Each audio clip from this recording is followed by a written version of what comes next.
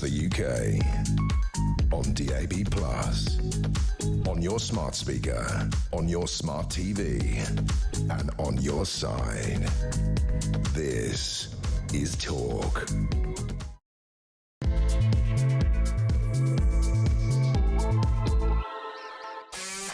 There you are. Good afternoon and welcome to Drive Time right here on Talk. I'm Kevin O'Sullivan and I'll be your host for 3 thrilling hours of news, views and topical debate all the way to 7 o'clock. Get on the show, get it off your chest, get on the phone and call me on 0344 499 1000, or you can WhatsApp voice note me on the same number and I promise to play your message out.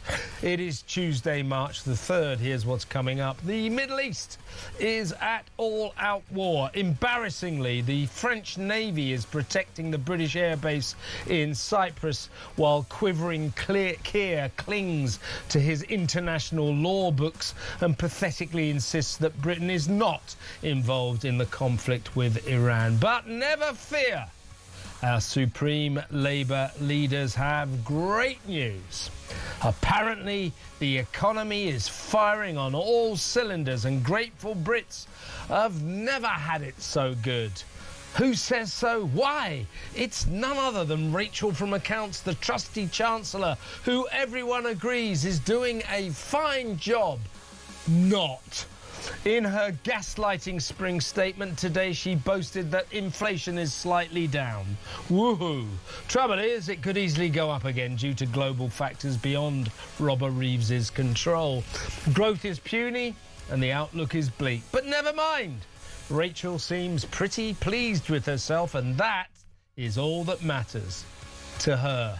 0344 499 1000. Meanwhile, as the Middle East war escalates rapidly, Donald Trump has launched a furious broadside against dithering Keir, and US Defense Secretary Pete Hegseth witheringly accused the Prime Minister of hand-wringing and pearl-clutching. Why is Starmer allowing his fixation with international law to embarrass Britain? Why won't he just offer unequivocal support to our closest ally, America, in its hour of need?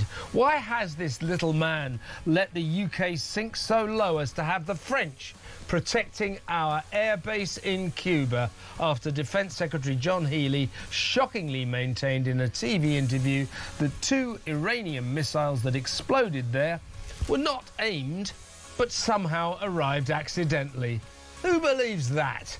0344 499 1000. Plus, let's all celebrate our marvellous MPs who are doing such a brilliant job of running the country. They have been awarded a nice 5% pay rise, taking their salaries from 98 grand to a cool £103,000 a year. Thrilled for them.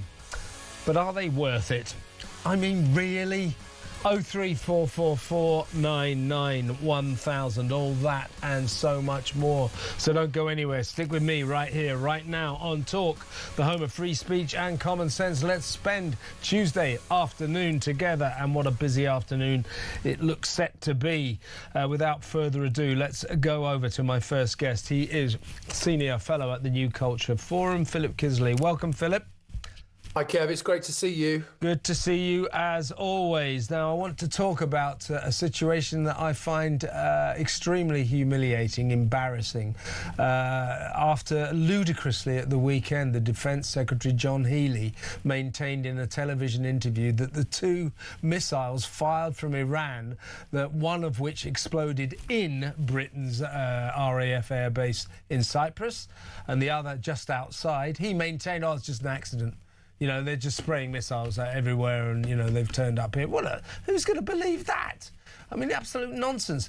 So, first of all, we seem to be a country that allows an enemy, Iran, to fire missiles at us and do nothing about it and pretend that they haven't fired missiles at us. And now, today, embarrassment upon embarrassment, we learn that the French Navy, French warships have gone to Cyprus to protect Britain's airbase while Keir Starmer considers possibly sending a British warship there.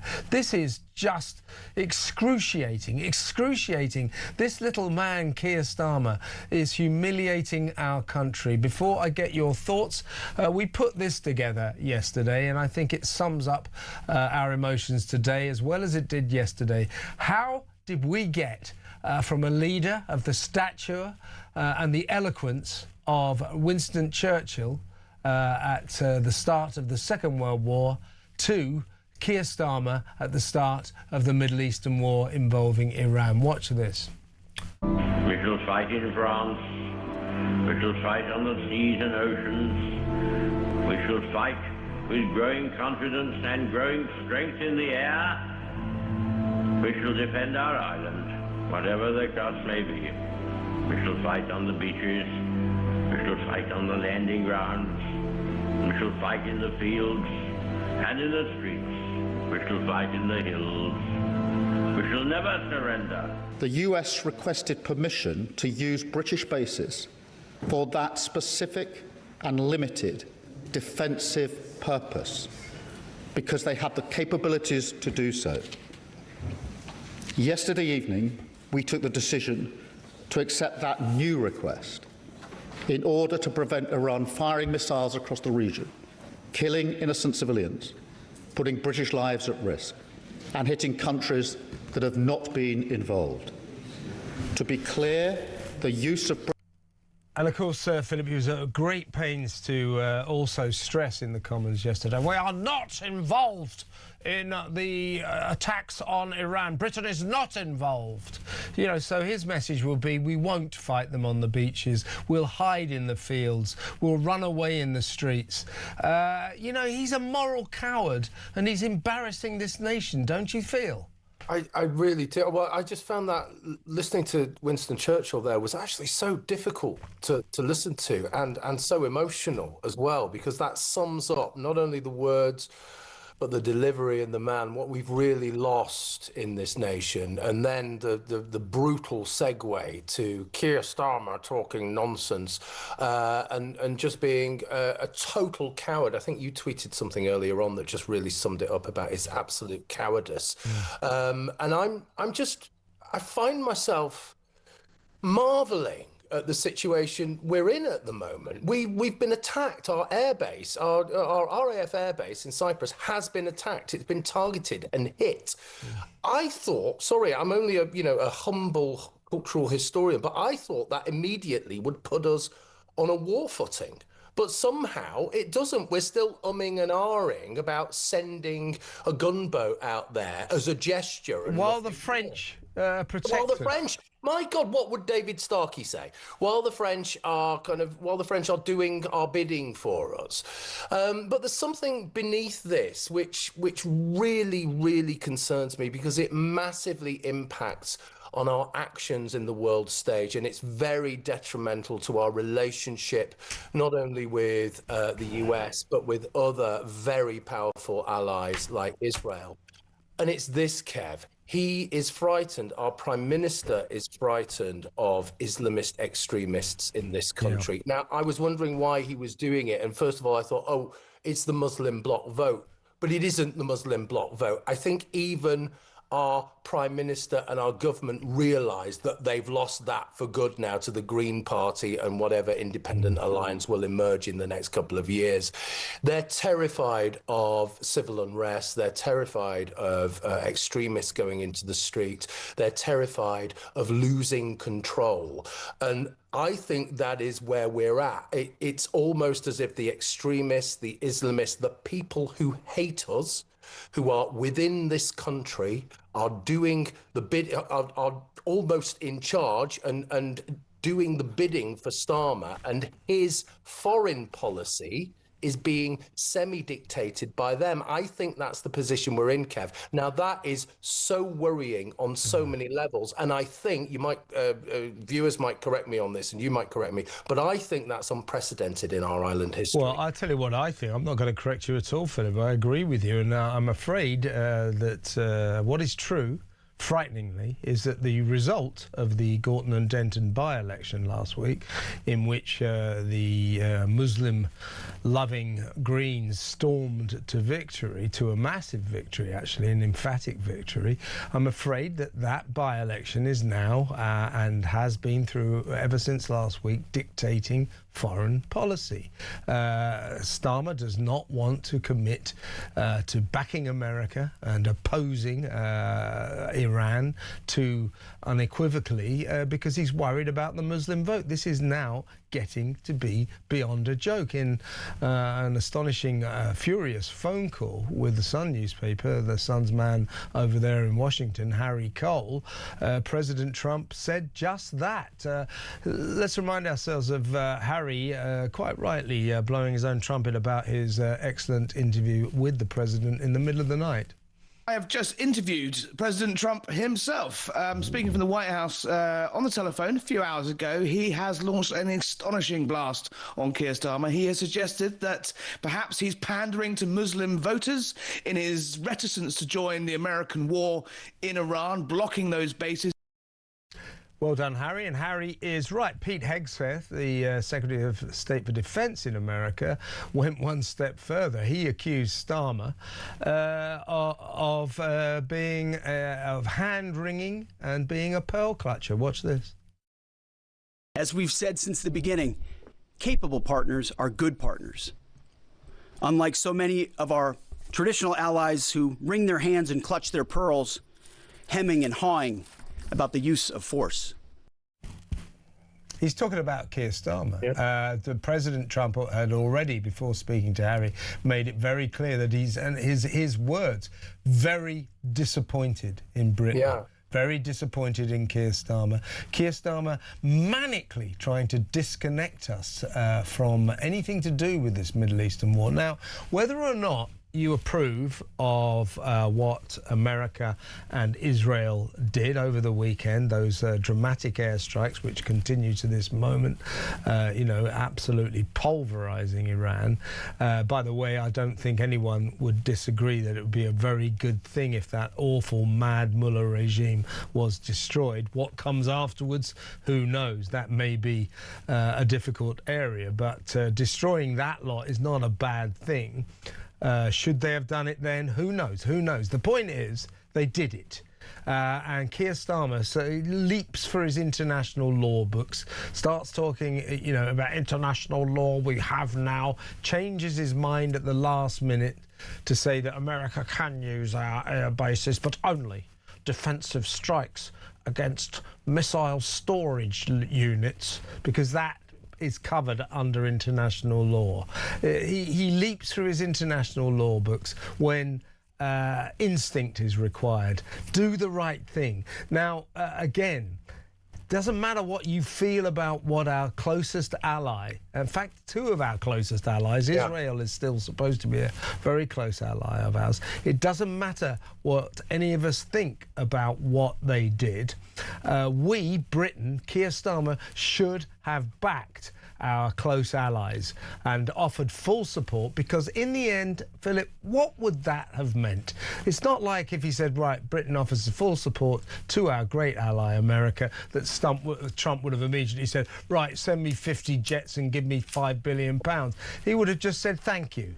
No. So this nonsense, this retreat into international law books it just leads to this image, this picture of a moral coward, ill-equipped to lead this nation in these difficult times. It's equivocation, isn't it? It's, you know, and ultimately it leaves us compromised and vulnerable, because we are showing weakness. We are showing weakness on the international stage. And, you know, to rogue terror states like Iran, you do not want to show weakness. They will just immediately take advantage. And also, you don't want to show weakness and disloyalty to people like Trump. We need US support. Going forward, we definitely need US support. Now, you can do one of two things. You can appease Islamist fundamentalists and terrorists at home, or you can take on international terror internationally and worldwide. You can't do both of those things simultaneously because the former is a manifestation of the latter. Okay, so you need to deal with the former, and you need to be behind the most powerful states in the world because they will protect you in the future. And also, it isn't just about strategy, and it isn't just about military aims and objectives. It's actually, Kev, it's doing the right thing. Yeah. We used to do the right thing. We went into the Second World War. It cost us an absolute fortune. It nearly broke us. We were paying for it until just a few years ago. But we did the right thing because we were fighting a global evil. This is exactly the same thing. And now we're hiding behind the small print of legalese. Do you know what? It's revolting. It is revolting, and his devotion to his sacred international law, along with his human rights lawyer mate Richard Hermer, the Attorney General. Hermer, exactly. It is pathetic. It's pathetic because what's going to happen, right? This is international law for you. So while Hermer has advised Starmer already, I think you'll find that this attack on Iran has broken international law.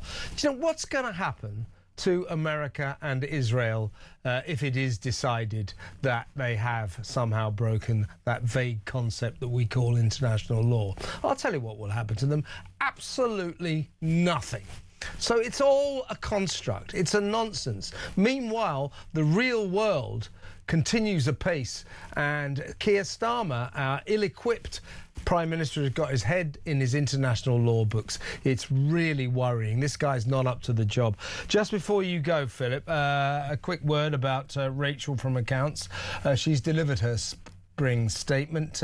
She's boasting about inflation coming down. Well, inflation may well go up due to global factors beyond her control very, very soon. She says growth is underway. Well, growth is like 1.6%. is absolutely minimal. We're almost in stasis. So everything they promised us about the economy isn't happening, but she said that she's doing a great job, and the only problems to the economy have been caused by the Tories. Gaslighting on an epic level. I mean, it's lies. It's just nonsense. And all you need to do is just look at some of the stats. So welfare is going to cost us an extra 19 billion, okay? And that's with a 900 million overspend, okay?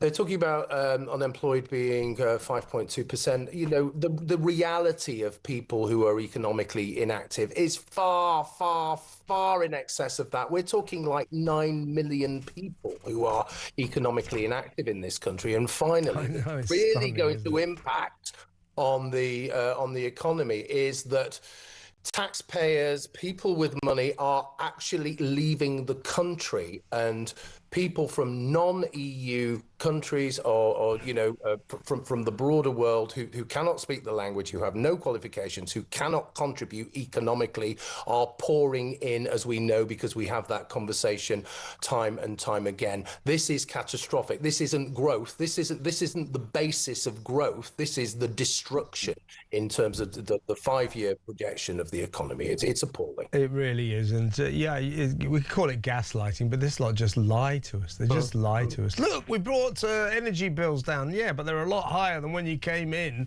Unbelievable. Philip, brilliant to talk to you as always. Philip Kisley there,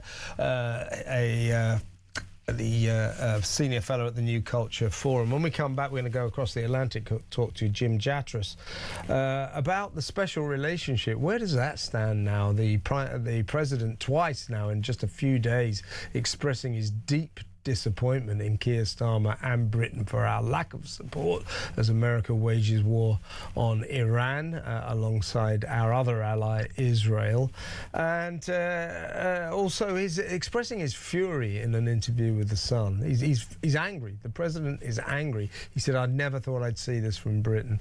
We'll talk about that next. Wither the special relationship. Stay tuned.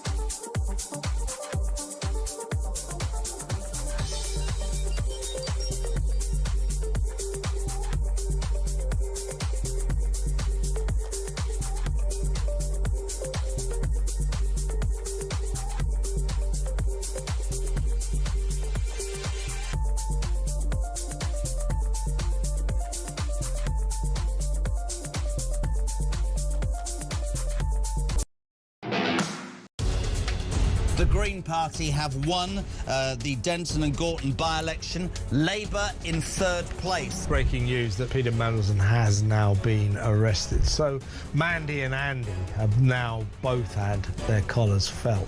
What would Andrew Loney tell them to do? To come clean, be honest. And if Charles is complicit in this cover-up, which I believe he is, then I think he has to fall on his sword. When you define sex, what your gender or sex, what you mean is biological sex, and that's a man or woman, what you are physically, not what you think you are on a Wednesday afternoon. Across the UK, on DAB+, on your smart speaker, on your smart TV, and on your side. This is Talk. We're going to go across the Atlantic in just a second to get the view from America on Keir Starmer's moral cowardice.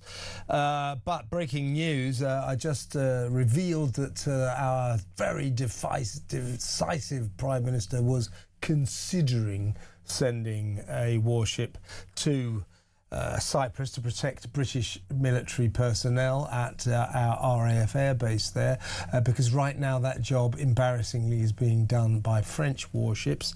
Well, guess what? I mean, this doesn't often happen, but our Prime Minister, our dithering Keir, has made his mind up, and he is going to now send the air defence destroyer HMS Dragon to protect British military personnel in Cyprus, to take over that job from the French, who are doing it for us at the moment. Isn't that humiliating?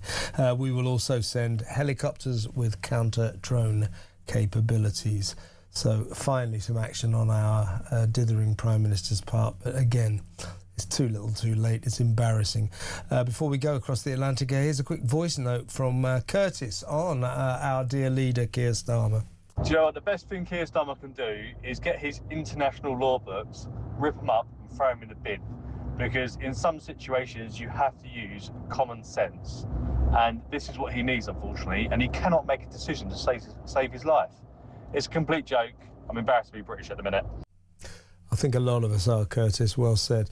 Let's go straight over now and talk to former US diplomat, foreign policy advisor for the Republican leadership in the US Senate, Jim Jatras. Welcome, Jim.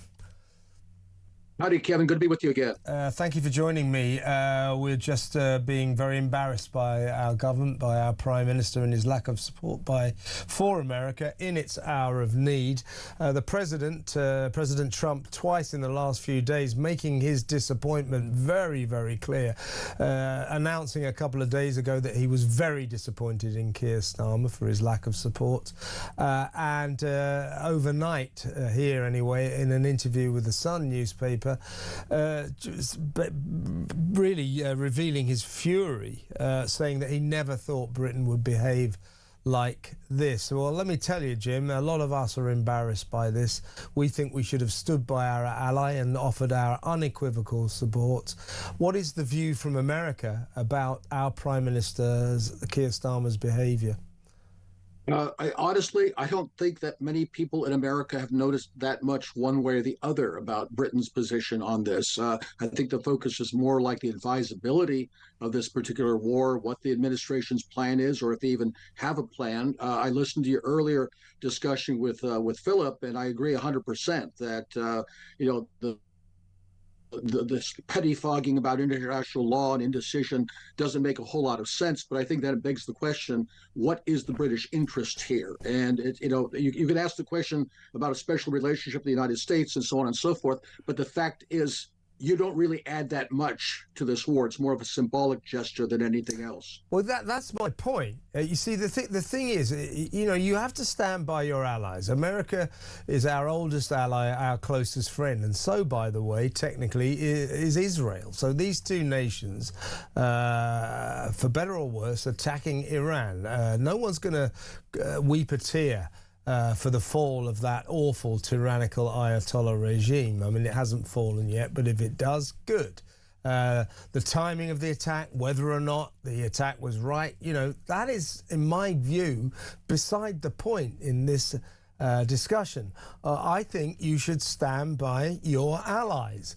And we should have offered our unequivocal support to President Trump and indeed Benjamin Netanyahu, because what would Trump have said if Keir Starmer said, as always, President Trump, Britain stands foursquare with our old ally and friend America? What do you think Trump's going to turn around and say? Well, in that case, give me 50 aircrafts, £1 billion worth of bombs and, send in 5,000 troops. It's not going to happen. All we had to do was to say the right thing, which in effect would also be to do the right thing. And yet we have a Prime Minister who's talking about international law and it will only allow America to use the bases in a very limited way and so on and so forth.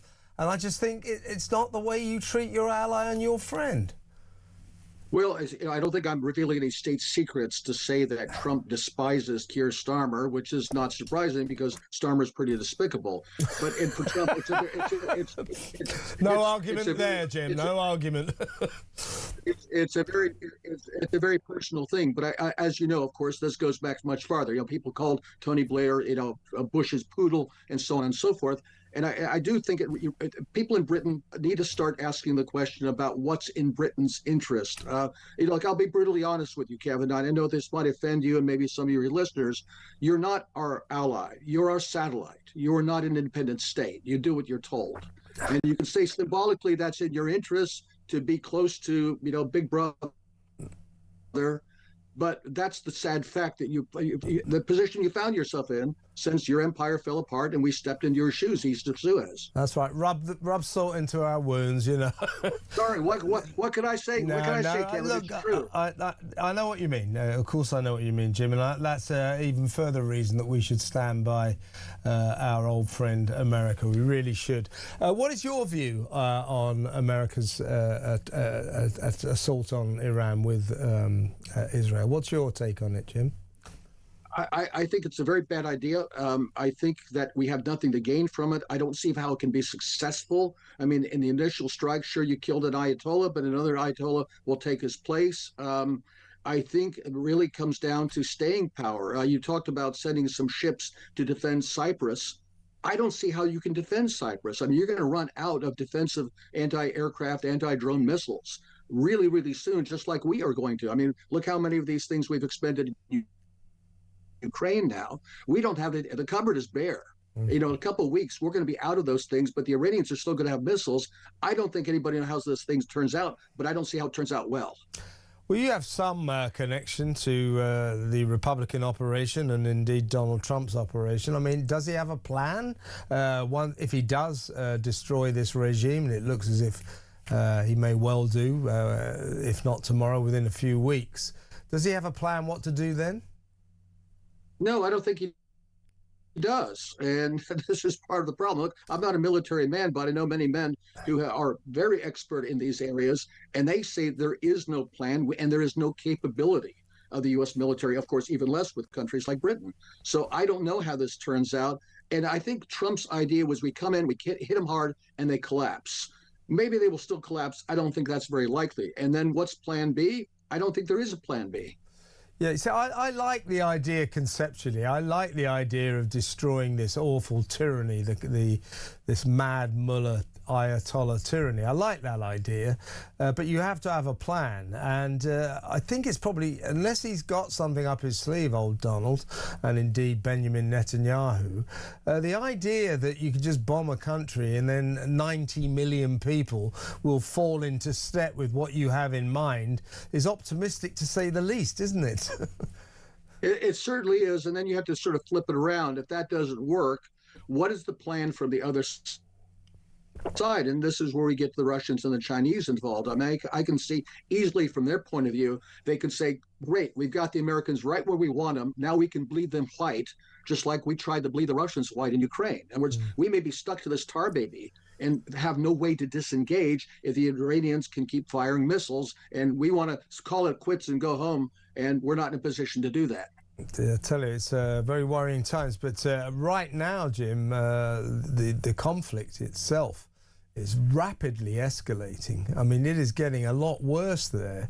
I mean, could you predict when it might die down, or do you think it's just going to continue like this for weeks? unless we can actually knock the Iranians out, and once we run out of a lot of the equipment that we're short on over the next couple of weeks, it really depends on what they want to do. Do they want to stand down then when it's convenient for us to look for an off-ramp, or do they say, no, now let's just keep pounding away at them? Yeah. Now, and see what happens to drive us out of the Middle East. Sure. Now, last point, Jim. Thank you for joining us. But Donald Trump maintains, that he's doing this because he feels it's the right thing to do. I've got a lot of respect for that standpoint. But it flies in the face of one of the tenets of his basic philosophy, which has always been America first. We don't get involved in foreign wars, leave that to foreigners. What is his MAGA base making of this newfound enthusiasm he seems to have for getting involved in foreign wars, starting this one, and it's a big one? What are the MAGA boys and girls making of this? I'm glad you asked that, because that's the next point I wanted to raise. I think it's hurt him badly. I think it's largely an age thing, and people over 40 who, boomers, whatever, who believe whatever they watch on Fox News, they're still largely with him. Those who are younger and really voted for him largely because he was going to be the peace president, no new wars. He's lost them, and by the way, he was losing them already over the Epstein files and many other things. So he's in big trouble. We got the midterms coming up in November. Almost certainly he's going to lose the House and then get impeached. If he loses the Senate too, he could be in very big political trouble. He's going to be meeting, if the gasoline prices go up in this country, which they will. Yeah, yeah, exactly. He needs a quick win, and I don't think he's going to get a quick win, and then he's in a big trouble as well. Jim, fantastic to talk to you. Thanks so much for coming on. Jim Jatteras there, former US diplomat, foreign policy advisor for the Republican leadership in the US Senate. Interesting times. Let me know what you think. 03444991000. Jim is right. I mean, I get it. You can have your disagreements about whether or not Trump and Netanyahu should have done what they did. I like the idea of smashing the Ayatollah and the Mad Mullahs to bits. I like the idea of getting rid of that appalling, murderous tyranny, that vile dictatorship that has repressed that country for 5 decades. I like that idea, but was this the time to do it? And what happens next? There are all those considerations as well. Let me know what you think. But either way, I do think that once it happened, instead of running for his international law books, Keir Starmer should have turned around and said, "We back America." That's all it would have taken. It wouldn't have involved anything else. Just say, "You are our ally, we back you. We support you." That's all it would have taken. Why couldn't he bring himself to do that? It's good to be friends with America, trust me, and we aren't friends with America anymore, thanks to our useless Prime Minister. 03444991000. Do you know the BBC series The Traitors? Well, we're going to play our own version next. And we're going to focus on Jeremy Corbyn, Zach Polanski, even Keir Starmer. All these people sort of saying, well, we should back Iran and not America, basically. I mean, whose side are they on? We'll talk about that next. Stay tuned.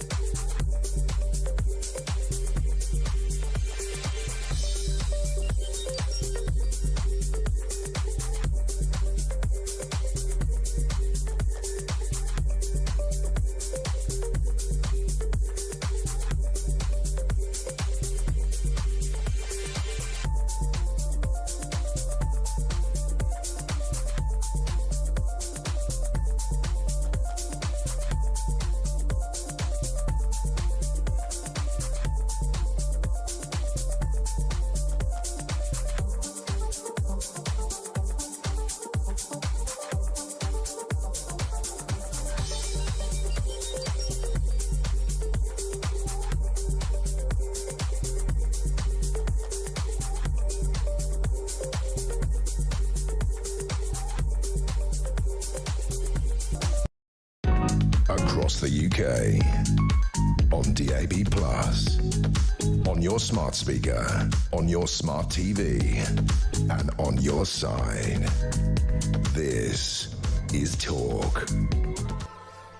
Welcome back. Just a quick message. This is from Tim. Cuts to the chase, this does. This is from Tim in Suffolk. He says, Kev, I wore a uniform for this country for 10 years. Why? Starmer has made us the biggest laughing stock in the world. That's from a serviceman. Unbelievable, unbelievable. The French are defending us, are protecting us in Cyprus. They're protecting our airbase. We've just decided to send HMS Dragon there after dithering Keir Starmer announced this morning he was considering sending it there. Now he's made that decision like 7 hours later. By the time it gets there, there'll probably be a peace. They'll have signed a peace deal. Unbelievable. And the French will continue to protect us. What do you think about that? That there we are, cowering in our airbase in Cyprus, while Iran fires missiles at us, and we need the French to protect us. How does that make you feel as a British citizen? 03444991000. Now, let's talk about the traitors. These are the British politicians. Obviously, we're talking about Corbyn, we're talking about Polanski, Ed Davey was in on the mix, and to a lesser extent, our Prime Minister himself. These people who seem to be worrying about Iran and suggesting that we should be backing Iran and not America. Let's talk. Let's talk to political commentator Benedict Spence. Welcome, Benedict. Good afternoon, Kevin. How are you doing? I'm okay. Before we start, we put together this little montage of The Traitors, as in the BBC series. Take it away, guys. Dragging the UK into another illegal war does not make us any more safe. And polling shows over and over again that the majority of people in this country do not want our UK bases to be used by US military. And the only reason why this is happening is Keir Starmer is incapable of standing up to Donald Trump. More horror and a great deal of money being made by arms manufacturers all around the world. Can't we, in this country, do something to try and bring about peace there by persuading the US to go back to the negotiating table with Iran as quickly as possible? To be clear, the use of British bases is limited to the agreed defensive purposes. We are not joining the US and Israeli offensive strikes. The basis for our decision is the collective self-defence of long-standing friends and allies and protecting British lives. It is in accordance with international law.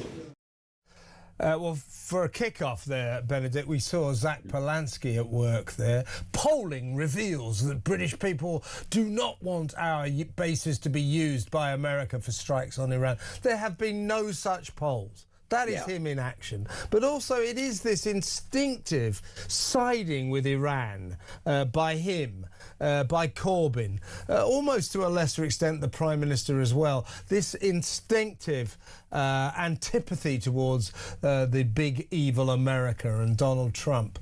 You know, it does beg the question about Polanski and Corbyn in particular.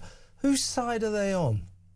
Yeah, I think that there are two things to address here. One being the Prime Minister and then the gibbering half-wits on the other side. Let's start with the gibbering half-wits. These are people who have never quite got out of that, 16, 17, 18-year-old A-level politics mentality of contrarianism. They believe that the West are demonstrably evil because, I don't know, colonialism or something, or white you're right. or white guilt or something. Yeah. They seem to therefore think everything that we do is bad, and therefore that everything that anybody else does is good, and that those people must necessarily be the good guys. Now, I think we're all pretty clear what the Iranian regime is. It's a nasty regime that represses its own people and visits all sorts of horror and death on the neighboring countries of the region. We can see that right now in its approach to its own defense. It's decided to start striking all of its Gulf neighbors, some of whom have had absolutely nothing to do with this. It's attacking them anyway. But this is the kind of half-wit politicians that we get on the radical left. We don't actually, once upon a time, actually, the radical left used to have a tendency, at the very least, developing intelligent people. They might come up with slightly crackpot ideas, but they were able to do so because they were more intelligent than the average. Now, we do just seem to promote who can be the loudest idiot in the room. That's what Zach Polanski is, if we're being completely honest. And they are taking this deeply contrarian approach, partly because that's their view on British morality and American morality, but also, of course, because they're pandering to their own constituencies. There are large blocks of people in this country who believe the exact same things as they do. Israel is evil, the US is evil, Britain is evil. Don't ask why they're living here, but Britain is evil. And that's all that there is to it. Now, when it comes to the Prime Minister, it's slightly different because he is cowardly, no question about that. He is deeply weak, he is dithered. This has been very embarrassing. But the reality is, Britain is not, on his watch, in a position to be able to join the attack on Iran. That needs to be stated very clearly. What it shouldn't be is in a position where it cannot even defend its own sovereign territory. That's in Cyprus at RAF Akrotiri. It's not able to do this, as you pointed out. It is relying on French support. It is relying on Greek naval support. This is highly embarrassing, but there is one thing, one little thing that I do understand why Keir Starmer might, politically speaking, not want to come out and back Donald Trump, as much as I disagree with it. And that is because of political decisions made by his government and other governments as well, we are uniquely exposed to the energy crisis that's about to hit us. It is going to hit us like a tidal wave. And Keir Starmer, with his polling at all-time lows, in the aftermath of the Mandelson/Epstein scandal and having lost Morgan McSweeney, he wants to put as much distance between himself and that crisis that's coming as possible. He does not want to have to turn to the public, who he has already royally ticked off, and say, oh yeah, by the way, I backed the war that has caused this energy price spike that I didn't prepare us for. Yeah, I agree with you about Zach Polanski. He needs to look up a little bit of recent history, have a look at the 1960s, because he seems to think that he's at the vanguard of a new, modern, radical way of thinking. No, it's very old-fashioned. It was prevalent during the 60s and the 70s, this kind of sixth-form revolutionary kind of Marxist standpoint. So all he is a throwback to the fairly distant past. As for Corbyn has always been like that. And as for the Prime Minister, I think I know what is coursing through his veins, and it's not courage. It is a fear that he may be compared to Tony Blair. The Starmerites of the Labour Party are terrified that Labour might make the same mistake that Blair did with Iraq and get us involved into what they like to call an illegal war. Now that is a terrifying prospect to Keir Starmer. Oh my God, it could be against international law. We can't have that.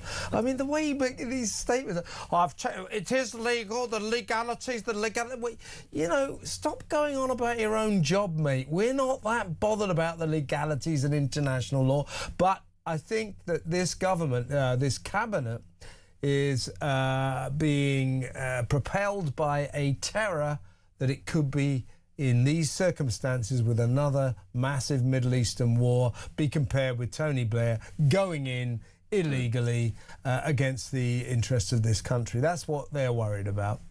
I think that's also a very important point, yes, because it did batter Labour's reputation in the aftermath of Iraq and Afghanistan. There's no question about that. The funny thing is about all of this, though, the Prime Minister, he is hapless, he is listing, he doesn't really have much of a direction, he doesn't really have much of an ideology. The strange thing about all of this is that this crisis is going to present a golden opportunity for this Labour government to have the fabled reset that Keir Starmer longs for at all times. He is being handed an emergency situation where he can turn around and he can say, we have had in the UK decades of poor energy planning, poor immigration policy, and poor defence policy. Well, I know that it's unpopular with the green wing of my party, the loonies, the Miliband's of this world, but this is an emergency. This is an opportunity now, as Donald Trump has been talking about, to look at sources of energy beyond what comes under the very narrow remit of net zero. That means fracking, that means coal, that means North Sea oil. And it's time to start investing in our armed forces, and it's time to look again properly at the immigration policies of this country. He has the excuse now to do this. This crisis has given it to him, and it would be an opportunity to win back support in the centre and from Reform, which, we've got to be clear here. There are votes to be gained there for Labour, or at the very least, to take the sting out of the tail of Reform. He has this once-in-a-generation opportunity to seize the crisis and use it to his advantage. Is he going to do it? Nobody listening to this show believes for a second that he has the imagination to think that way. No.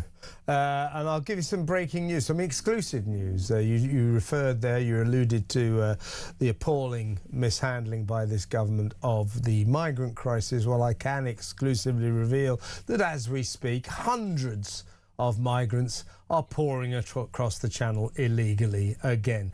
So much for the Home Secretary Shabana Mahmood's big crackdown, so much for any of these this Labour government's policies on this. They're coming over undeterred, as always, in their hundreds. Why? Because the only deterrent, the weather, is nice today. Get set for another spring and summer of discontent when it comes to all these foreigners pouring across the channel illegally. Good, isn't it? Good to talk to you, Benedict, as always. Thank you so much. Benedict Spencer, political commentator there on the traitors. Let me know what you think. Jeremy Corbyn, Zach Polanski. Condemn Trump, condemn America.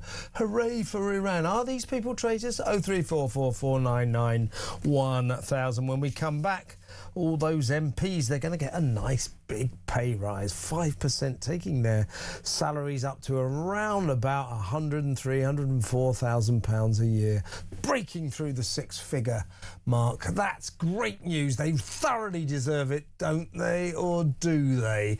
03444991000. We'll talk about that next. Stay tuned.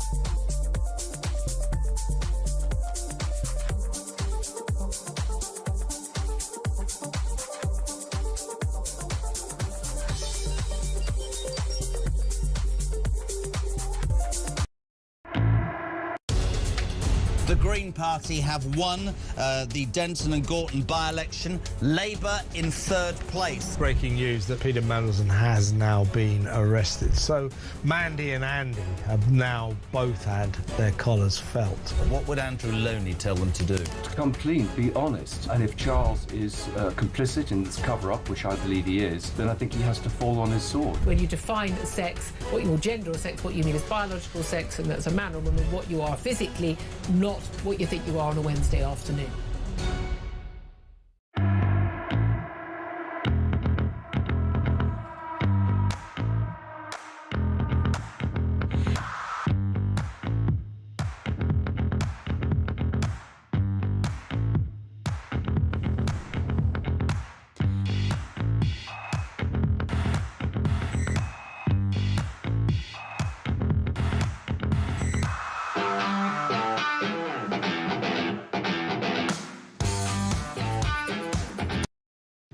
Across the UK, on DAB+, on your smart speaker, on your smart TV, and on your side.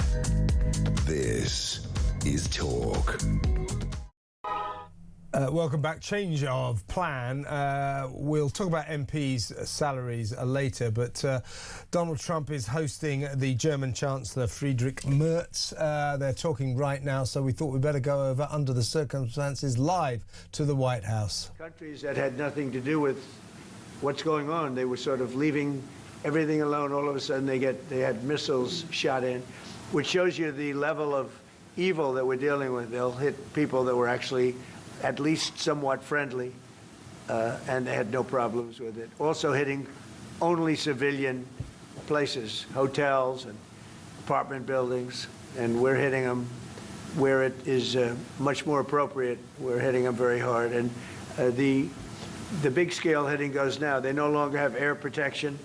They no longer have any detection facilities at all left.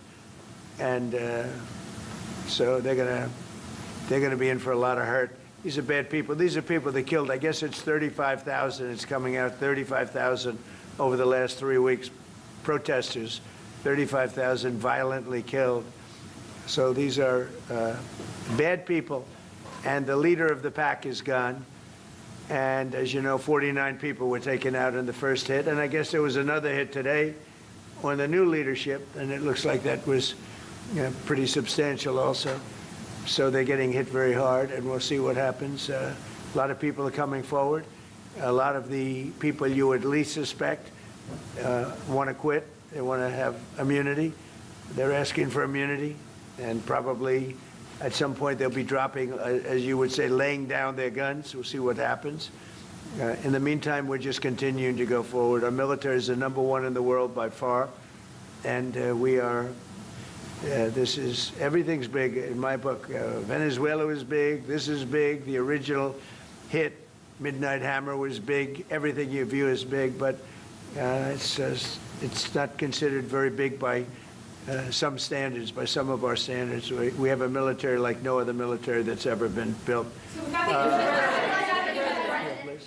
President, what's the worst-case scenario that you have planned for in Iran? Well, I don't know if there's a worst case. We have them very much beaten militarily from the military standpoint. They're still lobbing some missiles. At some point, they won't even be able to do that because we're hitting all of their carriers. We're hitting all of their missile stock. You know, they built up all these missiles over the last few years. They had a lot of them. They've shot a lot of them, and we're knocking out a lot.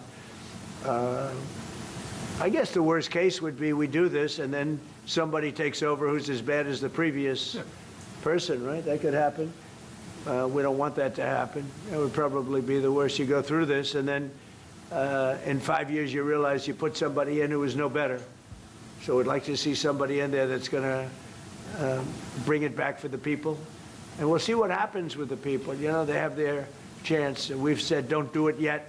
If you're going to go out and protest, don't do it yet. It's very dangerous out there. A lot of bombs are being dropped.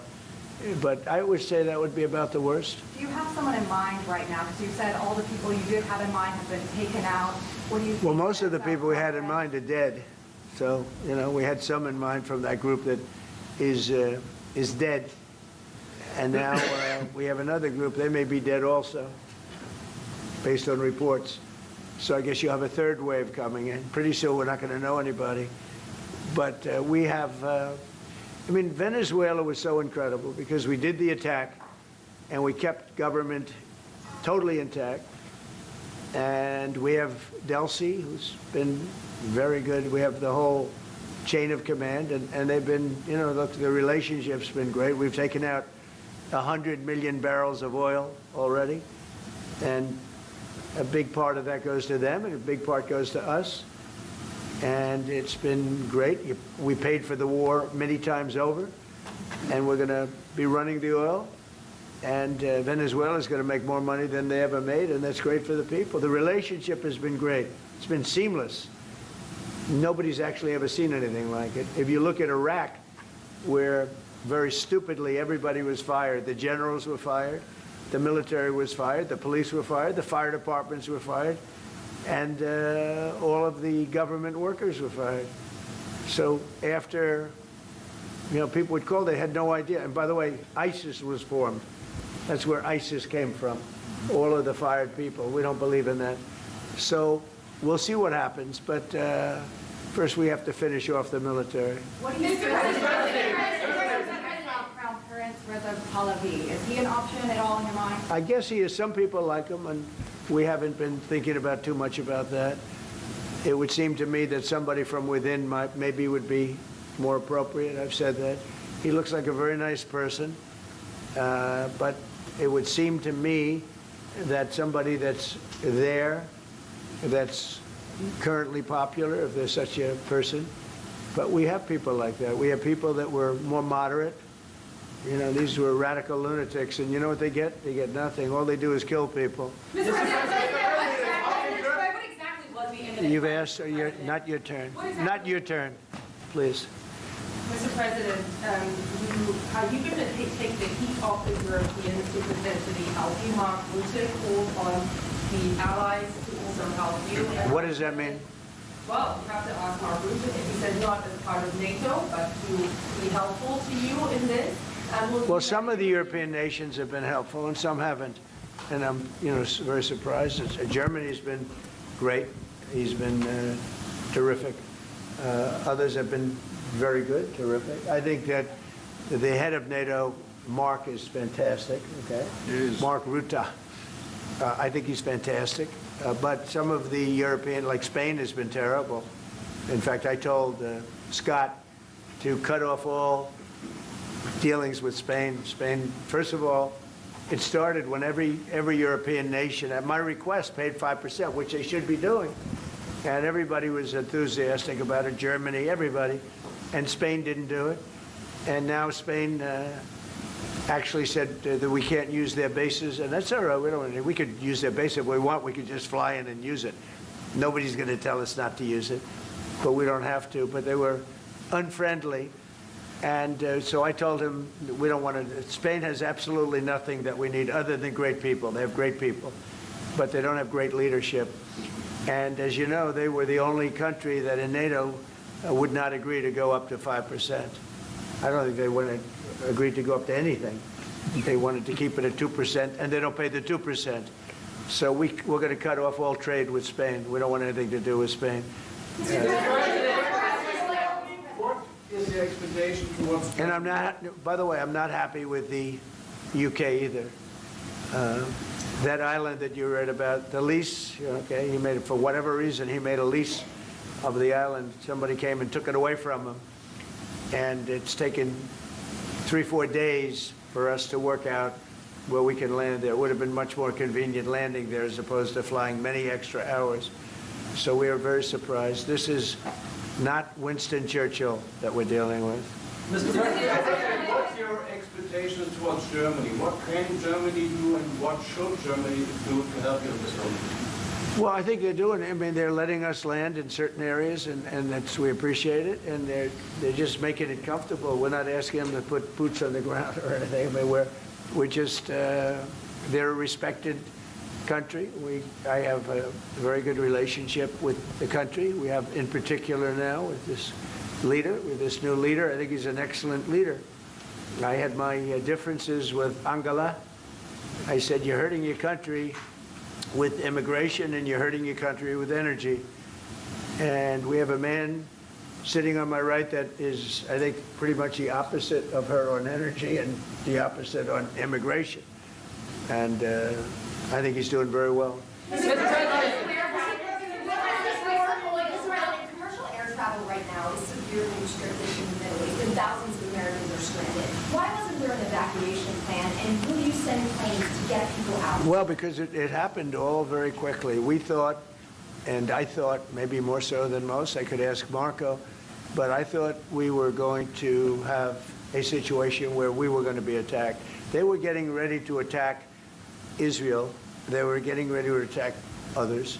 You're seeing that right now. And a lot of those missiles that are hitting in, those are stationary. Those were aimed there for a long period of time at these other countries. So I think I was right about that. We attacked first. And if we didn't, it could have been, look, we're really decimating them. They're being decimated. And if we didn't, and by the way, we have massive amounts of ammunition. We have the high end. A lot of it was given away stupidly by Biden very stupidly for free. And I'm all for Ukraine, but they gave away a lot. As you know, when I give away ammunition, everybody pays for it. The European Union's paying for it. Then they can do what they want with it, but they are giving it, let's say, to Ukraine, and it's okay.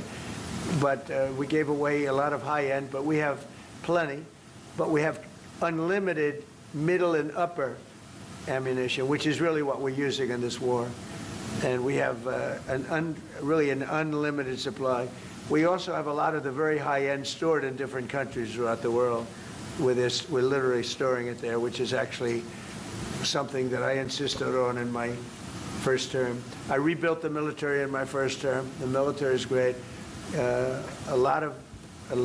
Unbelievable amount of ammunition, or munitions, as they say, we're given away to, the Wall Street Journal incorrectly covered the story when they said that it was given away to the Middle East. Not to the Middle East, it was given away to Ukraine. Very little was given to the Middle East. The Middle East would buy a lot, and some of the nations, because they're rich, they have a lot, but it was given away to Ukraine. And it just should have been done. Look, it's a war that should have never happened. If I were president, that war would have never happened. But we have a tremendous amount of munitions, ammunition at the upper level, middle and upper level, all of which is really powerful stuff. Mr. President, a question to both of you. How worried are you that the rising prices for gas and oil are damaging the American economy, and also Mr. Chancellor? Yeah, do you want to go ahead? Yeah, sure. This is, of course, damaging our economies. This is true for the oil prices, and this is true for the gas prices as well. So that's the reason why we all hope that this war will come to an end as soon as possible, and we are hoping that the Israeli and the American army are doing the right things to bring this to an end and to have really a new government in place who is coming back to peace and freedom. Yeah. Something had to be done, and it's been 47 years. They've been killing people all over the world for a long time. They were the kings and fathers of the roadside bomb. Soleimani, we killed him last term. If we didn't, I think it might be a different story today. They would have been much stronger and smarter than they are. But they did the roadside bombs. 95% of the people lost their legs, arms, had their face wiped out, just wiped out. I've seen some young people that it's so sad to watch. And that was almost all, 95% comes from Iran and with Soleimani. Soleimani loved it, his favorite weapon. He loved the roadside bomb. And when you see people walking around with no legs and no arms and a face that's been blown to hell, these people, what they have to go and the way they have to live, this is Iran. When you look at the barracks, the famous barracks, when you look at the hostages, when you look at a lot of hostages, when you look at all of the problems, they were really a purveyor of terror all over the world for many, many years. And it's something that had to be done, and I believe that if we didn't, because I see where Congress, if I didn't do this, guys like Schumer, who are losers, the Democrats, they're losers, that's why they're not here. Guys like Schumer would say, well, you should have done this. In other words, if I did it, it's no good. If I didn't do it, they would have said the opposite, that you should have done this. But most people feel, I'll tell you what, I have never had more compliments on something I did. People felt it's something that had to be done. So if we have a little high oil prices for a little while, but as soon as this ends, those prices are going to drop, I believe, lower than even before. Go ahead, please. Mr. President. Yes. How do you want to solve the conflict on tariffs between EU and U.S. in this question? Between who? The conflict on tariffs between EU and U.S. How do you want to solve it? And U.S. and who? EU. European Union. How do you want to solve Well, we won on tariffs, actually. Somebody said you actually won the case. We won on tariffs. We had a decision that was wrong. It was a very bad decision from certain standpoints. From other standpoints, a very powerful decision because it reaffirmed all the fact that we have all these various forms of tariffs that we felt right? But it totally reaffirmed it. It said you can use all of these tariffs. So we have all these vast menus of tariffs. And tariffs have made our country very rich. We have to charge tariffs to nations who play with their money. You know, they move their money up and down like a yo-yo. We have to take care of nations that have been good to us and fair to us, and we're going to take care of them. Other nations, they haven't, and we haven't let them take advantage of us. But the whole thing with tariffs is we had a decision that, like, as an example, we have a license situation, and the license is something that allows us to immediately stop all business with, nobody even knew we had this power, but we do now because of the decision. We have the right to stop all business having to do with a certain country. If a certain country is not treating us well, the president, without going to Congress, has the right to stop. Sort of interesting. I have the right to stop, but under that one law, I didn't have the right to charge them. So I have the right to license them, but I don't have the right to charge, which is frankly ridiculous. But the right was given to us by the Supreme Court. And we have the right, as an example, we talked about Spain. I could tomorrow stop, or today, even better, stop everything having to do with Spain. All business having to do with Spain. I have the right to stop it. Embargoes, do anything I want with it. And we may do that with Spain. What do you think? Well, sir, I think we're going to talk about it with you. I know that you have strong power. The Supreme Court clarified. We know you can use it, and if you need to use it to assure national and economic security, we'll do it. Scott, do you have an opinion? Sir, I agree. The Supreme Court reaffirmed your ability to implement an embargo, and as we've talked, from your first term, the Section 301s and the 232s have withheld more than 4,000 lawsuits, and USTR and Commerce are going to begin investigations, and we'll move forward with those. And we've instituted a 15% tariff on everybody, as you know, and just used. I'll tell you, we had a couple of paragraphs written in that opinion that were really incredible. Justice Kavanaugh wrote a fantastic dissent, but in his dissent, he said what we should do, and we knew that too. We just wanted to simplify it, and for some reason, I think, very, very foolishly, the courts decided no, but they said you can do it many other ways. And that's what we're doing, and what we've done. Welcome back. Now we're going to leave Donald Trump and Friedrich Merz there to discuss tariffs, but I think that was pretty sensational stuff. The president letting it be known the sheer extent of his contempt for Keir Starmer for not offering full support to America in its hour of need as it launches those airstrikes on Iran. His withering quote was, "We are not dealing with Winston Churchill here." Let's go straight over, shall we, to former Conservative advisor James Price. Are you there, James? I'm here, my friend. How are you? Good to see you, mate. Well, before we start, let's just remind ourselves of that devastating moment during that impromptu White House press conference in the Oval Office. He's ostensibly discussing tariffs with Friedrich Merz, the German Chancellor, but of course was going way off piste, talking about all the support he's not getting from European countries.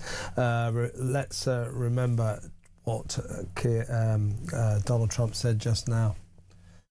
By the way, I'm not happy with the UK either. That island that you read about, the lease, he made it for whatever reason, he made a lease of the island. Somebody came and took it away from him. And it's taken 3-4 days for us to work out where we can land there. It would have been much more convenient landing there as opposed to flying many extra hours. So we are very surprised. This is not Winston Churchill that we're dealing with. I mean, it doesn't get worse than that. There's your front pages of every newspaper sorted out tomorrow, James.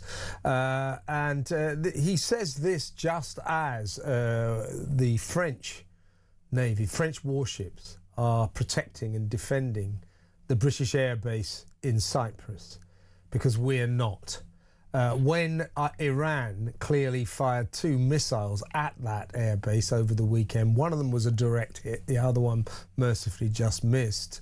The Defence Secretary John Healey went on to television to say that it must have been an accident. It's just that what's happening is that the mad mullahs are just firing out missiles everywhere, and who knows where they may land. 2 missiles basically landed on the airbase in Cyprus, and our government said that was a mistake, that was an accident, and now we're being protected by the French. And only now, just now, about an hour ago, did the government finally announce, oh, we'll send one of our warships there as well, HMS Dragon. This Prime Minister, Keir Starmer, is embarrassing this great nation, isn't he? Look, it would be really tempting and really fun to just stick the boot in on Starmer. God knows you and I have done that a lot together already over the last few months and years. My initial reaction to seeing this was just sadness at how irrelevant and weak we now seem to be. I'm not saying we need to go in gung-ho, boots on the ground, taking any steps involvement in this campaign in the initial offensive stages, not least because, of course, we can't, because we've got such weakened armed forces. But just so sad to see that the special relationship, something I believe in almost as passionately as anything else, has come to this level. Trump is not immune from criticism, of course, in that, with the way that he's talked about Canada, shares a king with us, obviously. The way he talked about Greenland was silly and totally unnecessary. But even so, when it comes down to it, the fact that the Iranian regime is the most evil and barbaric, or one of the most evil and barbaric groups out there, the kinds of horrors that they've done to their own people, the kinds of horrors they've done to the Brits, the fact that Starmer's government has come out, not Starmer's government, it's King's government, the government that Starmer runs, has come out and said that the Iranian regime has sponsored, what, almost 24 at least attempted terrorist attacks inside the United Kingdom, that there have been various people who've been arrested about this, the number of attacks that they've sponsored and caused, the people who died in Iraq by roadside bombs, all of which were created by Hassan Soleimani, who is one of the leaders of the IRGC, the kinds of horrors around the world. And instead of sticking our shoulder to the wheel and helping out, or at least just saying to the Americans, yeah, use that base that you've got, we hummed and hawed about international law and all the rest of it. I don't want to, by the way, totally destroy the idea of international law either. I think it's a useful mechanism for states to be able to arbitrate disputes with one another without having to resort to violence. But if you hide behind it, not just to the of not being able to do the moral, decent thing, but even when the international law doesn't stop you doing it, you hide behind it and lie, as I think it seems Starmer and Richard Hermer have done, on the pure domestic politics of it, the fact that they lost this seat to the Greens, the fact that we're going to see civil unrest because of various communities and all the rest of it, this is just absolutely disgraceful, and we've been humiliated on the biggest stage of all. Absolutely right. I mean, this isn't, you know, Keir Starmer, confronted by this sudden explosion of the Middle Eastern war, all-out war in the Middle East, his reaction, a good politician would have an instinctive reaction. They would know how to handle this situation. His reaction was to dive his head into the international law books and to try to look at the legality. And I have established that we can allow the Americans to use our air bases in very limited way, defensive and against only missile storage units. You know, he's obviously found that clause somewhere. Now, a proper Prime Minister with the correct kind of instincts would have known that what you do in this circumstance, whatever you think of what America just did alongside Israel, you support your ally and you say so. Now, had Keir Starmer have come out and said, we are four square, we stand four square, shoulder to shoulder with our oldest and closest ally, America, and indeed our old and close ally, Israel, lest we forget, it still is a close ally. We stand shoulder to shoulder with them. It would have been fine. That's all he had to do, because it's not like Trump would have turned around and said, right, if you stand shoulder to shoulder to us, I'll have $1 billion worth of weapons and you can send in 10,000 troops and I want war. He would have just said thank you. And the special relationship would have actually got stronger. Instead, Starmer's moral cowardice, his retreat into the dusty pages of the international law books, has left the special relationship in tatters. And as I say, that is both infuriating and very sad. Absolutely. And just to put this into some context, I know there are some people still listening who will be critical because Orange Man bad, and that's the level of analysis that some people have when it comes to Trump.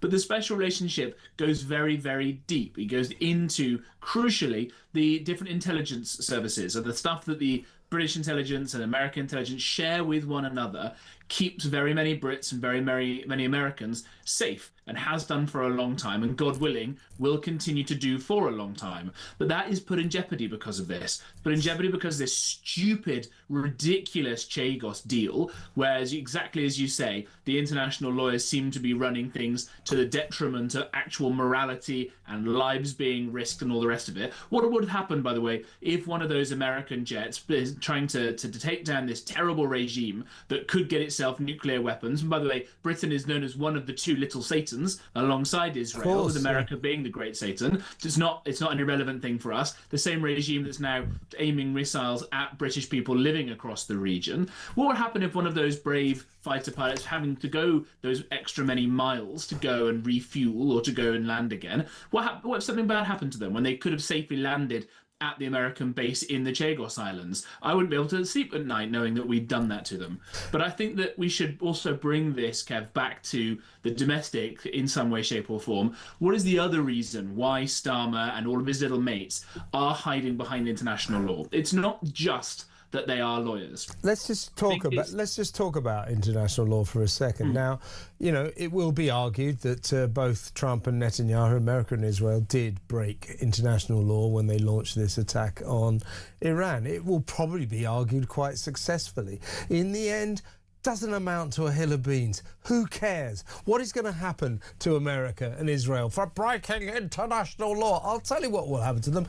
Absolutely nothing. And when you have a Prime Minister who worships at the altar of this weird construct, international law, it puts this nation into big trouble, because international law in and of itself was proved to be a nonsense at the weekend. You know, and that's what all the lefties did. Corbyn, Starmer as well, Polanski. You know, all hell has broken loose in the Middle East. People are dying. Bombs are raining down on countries all over that benighted region. And what are the lefties saying? What is Starmer thinking? Oh, we think they may have broken the rules. This is like a sickness for them. It's a sickness.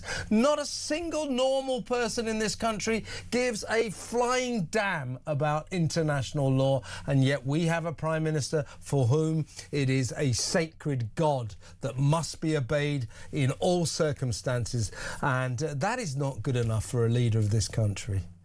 No, absolutely not. And look, again, I said earlier, there is a role for this sort of stuff, right? All the planes that people listening to this who will have gone and landed in, let's say, Dubai or Abu Dhabi or somewhere like that, they all operate on various international agreements and rules and things like that to keep the right airways open, and we all agree the right kind of safety standards, all that sort of interoperability. There's all that stuff that runs along in the background, and that's all well and good. But I think that what we've got here is the fact that it's being made a mockery, exactly as you say, because the higher echelons of international law, shall we put it, is used to almost exclusively hamstring countries like Britain, who acts as if it really matters on that top stage. Where in the international law does it say,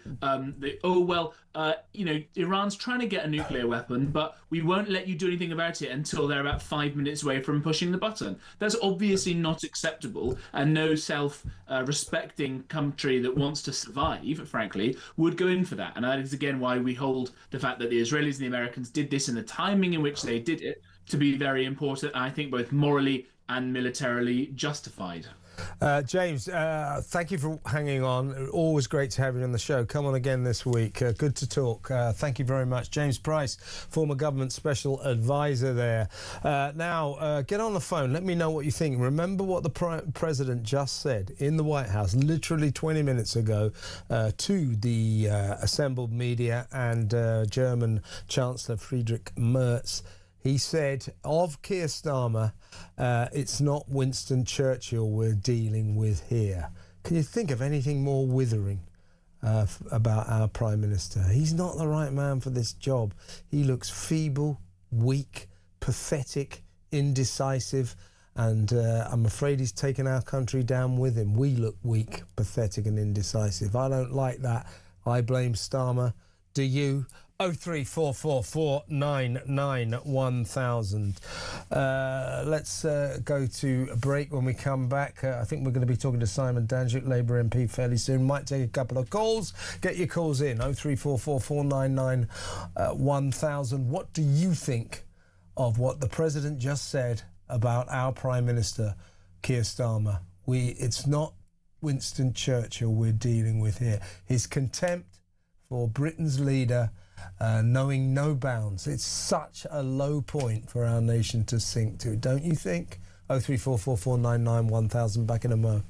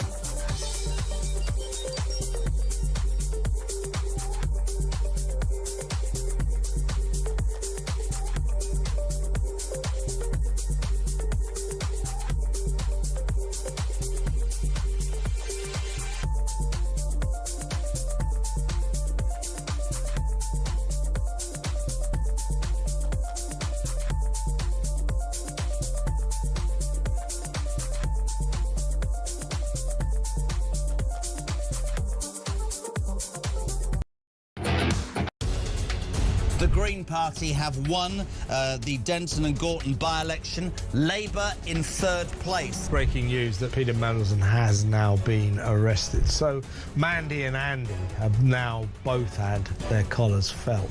What would Andrew Loney tell them to do? To come clean, be honest. And if Charles is complicit in this cover-up, which I believe he is, then I think he has to fall on his sword. When you define sex, what your gender or sex, what you mean is biological sex, and that's a man or woman, what you are physically, not what you think you are on a Wednesday afternoon.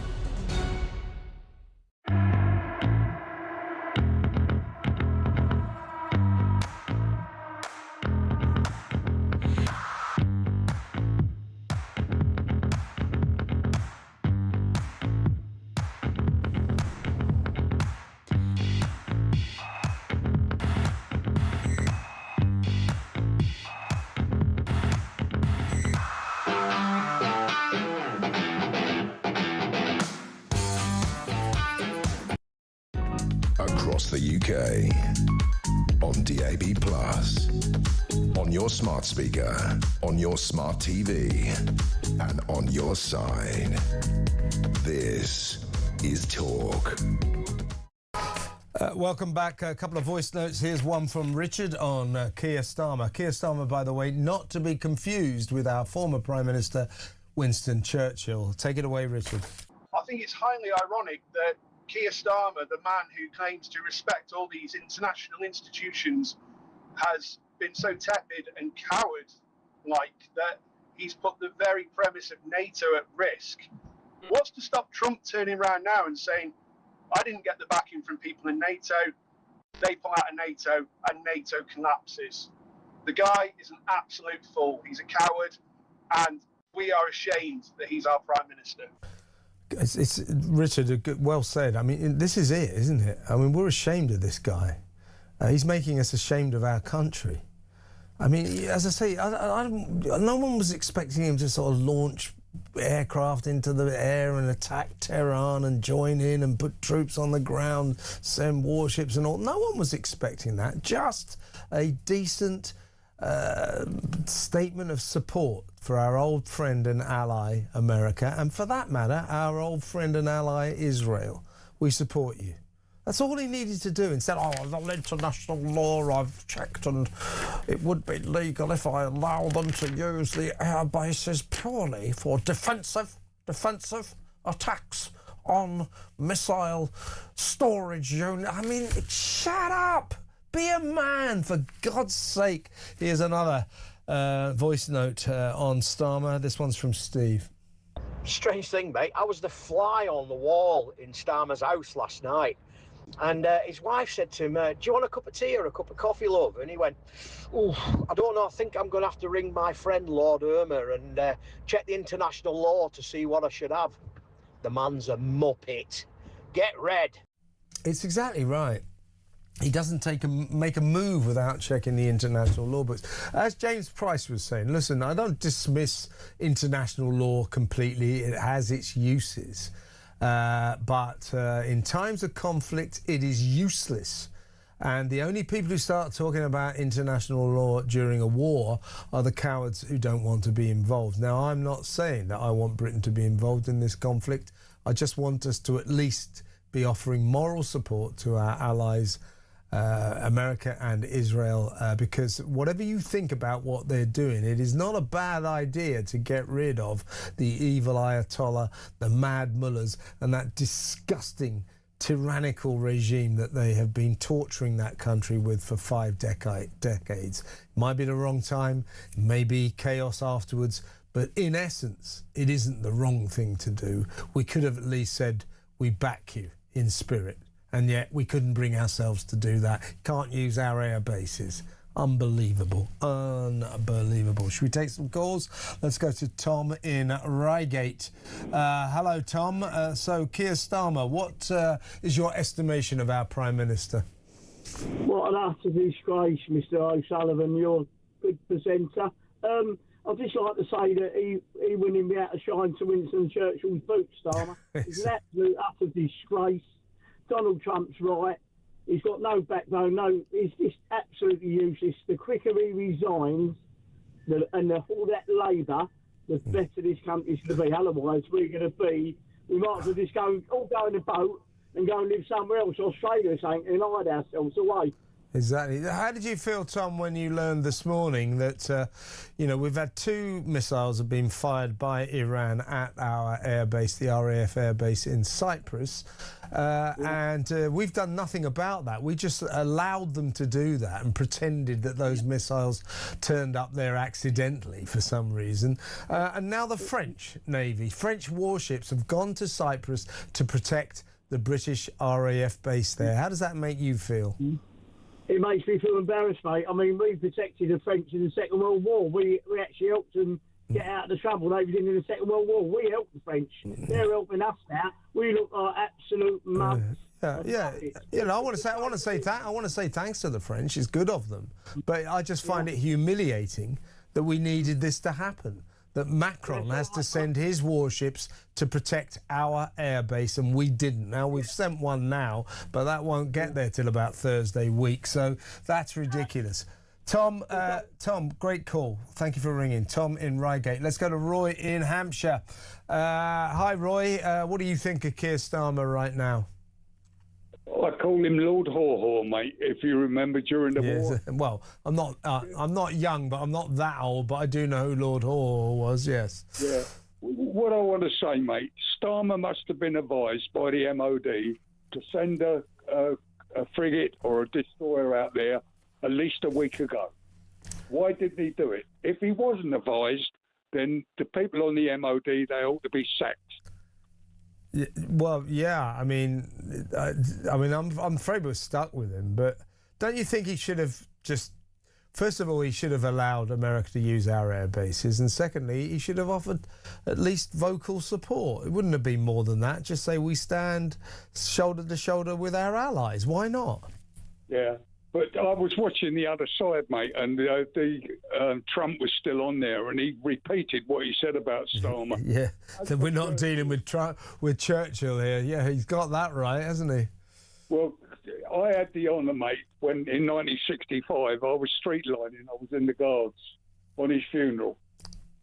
Were you? Well, Yeah. 1965, right? 1965, as I recall. Mate, yeah, I was in the Guards at the time. Oh, yeah. were you? Were you? So as a military man, then, how do you feel about Britain's response to all of this? I don't think that the people of Britain wanted our nation to get foursquare into this conflict and start flying missions and bombing Tehran or whatever, but militarily at least I think we should have offered support, don't you?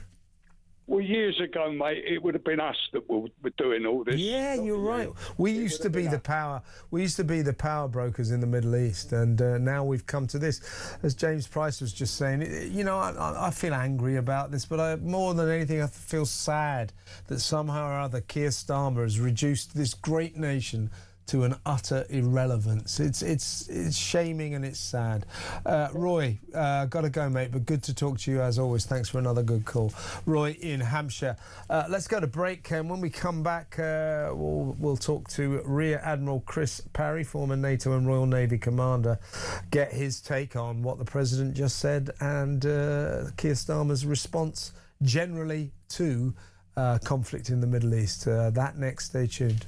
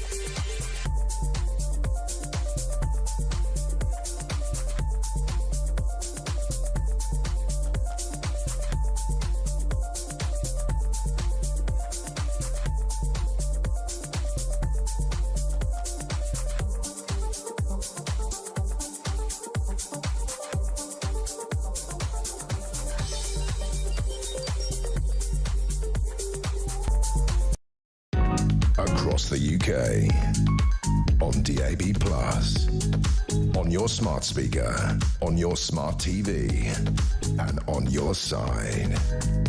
This is Talk.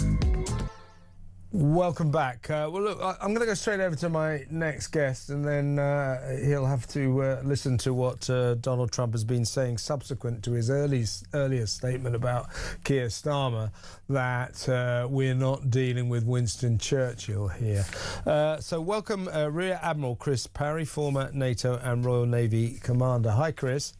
Hi, Kevin. How are you? I'm good. So earlier, the president in the White House expressed his contempt for our Prime Minister. He's doubled down on it in the last few minutes. First of all, let me remind you of what Trump said. He was with the German Chancellor Friedrich Merz and talking to the assembled media in the White House Oval Office. So this is what he said. And I'm not, by the way, I'm not happy with the UK either. That island that you read about, the lease, okay, he made it for whatever reason, he made a lease of the island. Somebody came and took it away from him. And it's taken 3-4 days for us to work out where we can land there. It would have been much more convenient landing there as opposed to flying many extra hours.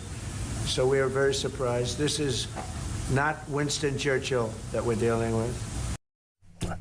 Yeah, so this is not Churchill we're dealing with. Now, if you bear with me, Chris, he's just opined again on our Prime Minister, so I'll read this to you and get your thoughts. He said, "This is not the age of Churchill. I will say that the UK has been very, very uncooperative with that stupid island, Diego Garcia, that they gave away and took a 100-year lease having to do with perhaps indigenous people claiming the island. They never even saw the island before. What's that all about? And they ruined relationships. It's a shame. It's that country, the UK, and I love that country. I love it. My mother was born there. My father was born there. He knows all about my father. My father was born there, so you know." Sorry, it's a bit rambling, you know what old Donald's like. "So you know places that you sort of automatically feel very, very warmly about. But the UK, what they're doing with energy and what they're doing with immigration is horrible." He added that Britain has to solve the problem of illegal immigration, remove Sharia courts and open up the North Sea to oil and gas extraction. Now, given that, let's cut Sakir a little slack. He's in a very difficult international situation, but I don't think he's handled this well, and he seems to have managed to ruin the special relationship by not really allowing America to use our air bases, then slightly changing his mind, diving into the international law books, insisting that we're not a part of this conflict against Iran, alienating, you know, our oldest and closest ally. I mean, he could have handled this better, couldn't he, Chris?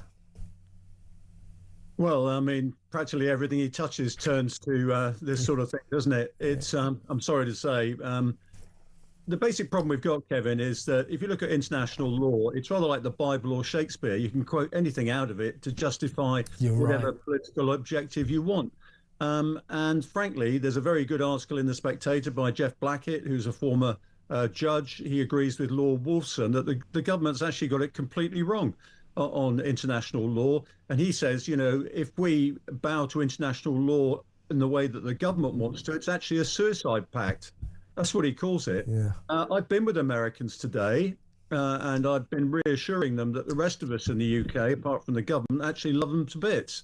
And we support actually what they're doing against this horrible regime in Iran. Just give you an example of what not letting the Americans use Fairford and Diego Garcia meant. That means that the first strike on Iran by American bombers had to fly 36 hours from their base in the United States in order to do that. Now, imagine saying, you know, to our pilots, you know, it's all right, just fly 36 hours to go and do this sortie. It's totally unacceptable in an ally at a time when the Iranians are actually attacking our allies and our own citizens in the Gulf. They've deliberately targeted from Lebanon through Hezbollah, our airbase in Cyprus. And now we've got the French and the Greeks protecting our interests. I mean, for heaven's sake. I was going to say, as a military man, I mean, as a citizen of this country, I feel embarrassed by this. First of all, you know, 2 Iranian missiles, one lands actually on our RAF on the runway. Yeah, it actually lands. The other one mercifully narrowly missed. Our Defence Secretary, John Healey, goes on to television at the weekend and said, well, you see, this wasn't deliberate. I mean, what they're doing, they're just firing missiles all over the place. It's accidental. What a load of rubbish. And then, so we do nothing. We effectively become a nation that allows an enemy to fire missiles at us, and we do nothing in response. We pretend they didn't really mean it. Kevin, Then one last point, Chris. Then we learned this morning that the French are protecting our airbase in Cyprus. French warships are protecting British military personnel. That's humiliating and embarrassing for this nation, isn't it? Yeah, but Kevin, it's not a question of not choosing to do it. We can't actually defend it because we didn't have the capability. Our armed forces have been so run down over the years. And what's happened is that people are pretending there isn't a threat. I mean, people like you and me have been saying this for years now. And the fact of life is that airfield, was undefended. Now, we've had about a week to try and game and anticipate what's going to happen in relation to America and Israel attacking Iran. Why do we have a national security advisor? Why do we have people at the top of our organizations who are unable to anticipate what forces are required to defend our interests and our citizens around the world? I mean, we've got a national security advisor who's very good at giving islands away, like our sovereign territory in Diego Garcia, but he didn't anticipate this. What are these people for? Indeed. Now, as a military man, you know about decisiveness. You have to make decisions. You actually have to have the guts to make decisions that might be wrong. That is the function of leadership. It's one of the downfalls of it. Don't you feel that we have a prime minister, a leader of this nation, who is indecisive to an almost catastrophic extent? When he sees a situation, he just dives his head into international law books to find out whether or not anything is legal. It's ridiculous. Don't you feel we're being led by a straw man with no leadership qualities? Kevin, the one big problem with this government headed by Keir Starmer is they don't think about the consequences of any of their decisions. It doesn't matter which area it is, whether it's defence, whether it's migration, or indeed the economy, as we've heard today. They don't think about the downstream consequences. One of the things as a military person you do is you say, what political objectives am I trying to achieve here? Even as a military guy, you ask the politicians, what objectives politically do you want? Now, I'm totally unclear about what those political objectives are in relation to this. It seems to be, let's run away and hide. And in relation to what John Healey said, it's like the boy at school who gets thumped, who then says to the teacher, actually, I fell down the stairs. That's what he said, basically. Please don't cause any more trouble. I'm afraid we're cowering and hiding when we should be actually saying, look, we are a strong nation economically and militarily. Don't mess with us. Yeah, and I'm afraid even worse than that is that our Prime Minister and indeed his cabinet don't want to talk too tough about Iran because they are cravenly courting the Muslim vote. That by-election in Gorton and Denton last week, I'm afraid, is now dictating our foreign policy, and that is terrifying. Let me ask you before you go, if you don't mind, Chris, how do you see this playing out? I mean, as I keep saying, I got no problem with America and Israel taking out that terrible, tyrannical, mad mullah regime. They've been torturing that nation for 5 decades. I got no problem with the concept of that. But what happens when that regime, as it probably will in a couple of weeks, 3 weeks, for a month or so, what happens when it falls? What happens? So I've been trying to work out today with my American colleagues what their strategy is. And the strategy appears to be that they do want to get rid of the regime and they're not going to give up on that. And what they're trying to do is basically attack and destroy the Iranian Revolutionary Guard Corps. They're trying to get the armed forces, what's left of them, to turn on the IRGC and also obviously decapitate anybody who chooses to govern. And of course, the leadership, I think they've killed up to 60 of them now at the top of the regime. So decision making is not great. Now, that's not good in some senses, because that means the missile and drone units will act on their own initiative. So all sorts of things are going to happen in the Gulf and that sort of thing. When we had 1979, when the government collapsed, we had a lot of bloodshed. There was a lot of score settling and things like that. My concern, and I expressed it today, is that Iran would descend into warlordism, armed groups basically trying to seize power.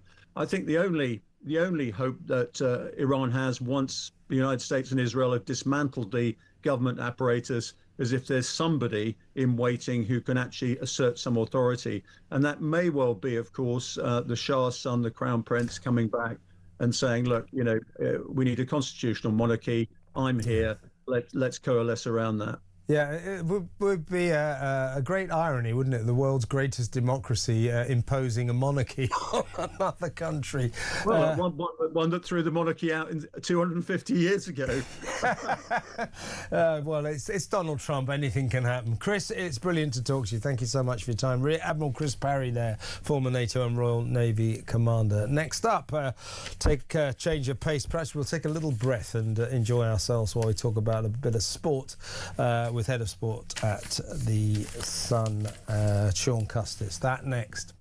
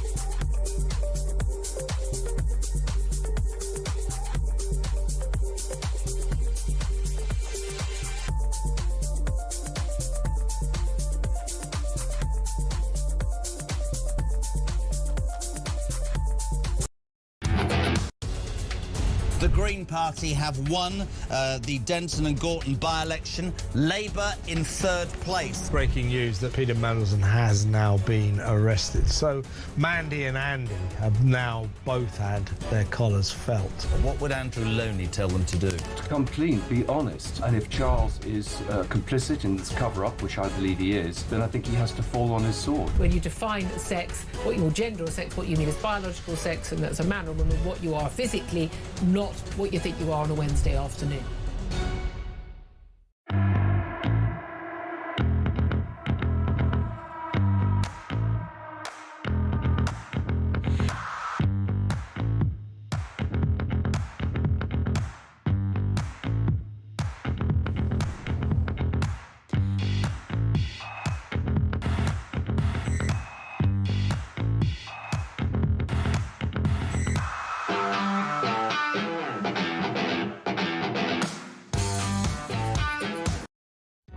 Across the UK, on DAB+, on your smart speaker, on your smart TV, and on your side.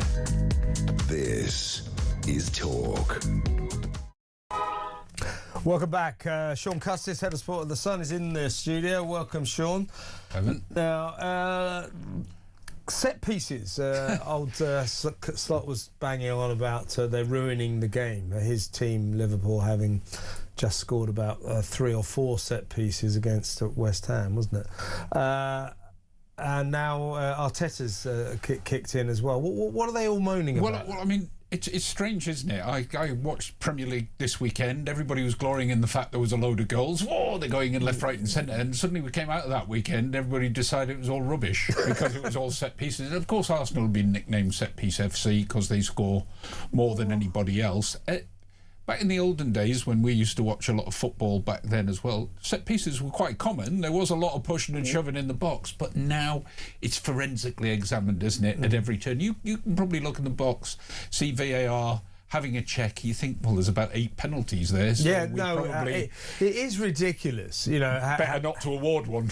I mean, you see all the attackers and defenders just all pulling each other and around, not looking at the ball. Exactly right. Well, the interesting thing is that Arteta, who, let's remember, is a student of Pep Guardiola, is saying today, you can't play beautiful football in the Premier League. It's impossible. That's what he said today.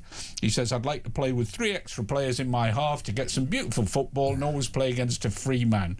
If you want to watch that football, you're going to have to go to a different country, because in the Premier League, for the last 2 or 3 seasons, it's not the case. That's nonsense. You see, you know, I wouldn't go to football if I didn't think I was going to see some decent play, and you do in every game, and then you get set pieces, and quite often the team scores. But I think one of the issues is Arsenal are top of the league, and nobody would say they're a great team. They're an attractive team to watch. You'd say they're a resilient team, and they score from sets. Great defence, good defence, yeah. But they're not entertaining. No, I agree with that. Yeah. Spurs are entertaining. That's for the chaos. That's for the chaos value. But are actually good teams. Yet you still got Guardiola saying he's not too bothered about the set piece thing, because Man City are way down in set pieces. There's something like 17th out of 20. But he's not bothered because he still thinks you can play a bit of beautiful game. The rest don't. I just think you can. You do see. Well, I was at Fulham Spurs at the weekend. Both teams play some really good football. Yeah, but we learned that you cheated. Yeah, after that, Igor Tudor said you cheated. About? I mean, so this is nasty Raul pushed Dragusin and Harry Wilson scored. Yeah, our first goal, folks, went to VAR.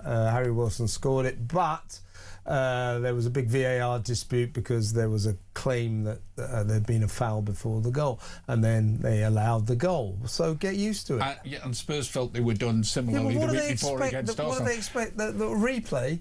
Well, good luck with that. To such an extent, though, they've written to the PGMOL, the refs body, to complain. Wouldn't that be an indication of their desperation and their fear of relegation? Slightly, maybe. They have a very big game on Thursday, actually, which ordinarily on the fixture list you'd thought not much about, but it's Spurs Crystal Palace on Thursday night, and that's got all sorts of jeopardy. I think if they lose that, we can consider they're properly in relegation fight, because I don't think we really feel Tottenham are going to go down. Not really. We joke about it, but we don't actually think they will. Yeah, I mean, I didn't think they would. People watching on the TV said, "Oh, dreadful! What, Spurs are terrible." They didn't look that bad while I was there. Coming forward, quite frightening and quite good. Terrible in defence, but you know, while they're busy complaining that we may have Fulham may have fouled one of their players in getting our first goal, what they ought to be thinking about is the fact that Fulham missed. I'm not kidding you. We missed 3, maybe 4 open goals. So, you know, that's what they ought to be worried about. Not whether or not that, you know, they're not going to get. Not like they're going to get the game back, is it? No. Anyway, at least we move on to other fixtures this week. Can we? Okay, tonight. Top of the shop, I think, is Wolves-Liverpool. Again, ordinarily, you think, well, Wolves are bottom of the league. Liverpool are going okay. They'll smash them. But of course, Wolves have proved a bit of a problem. They proved a problem to Arsenal. They gave Man City a very good game. I know. They beat Aston Villa.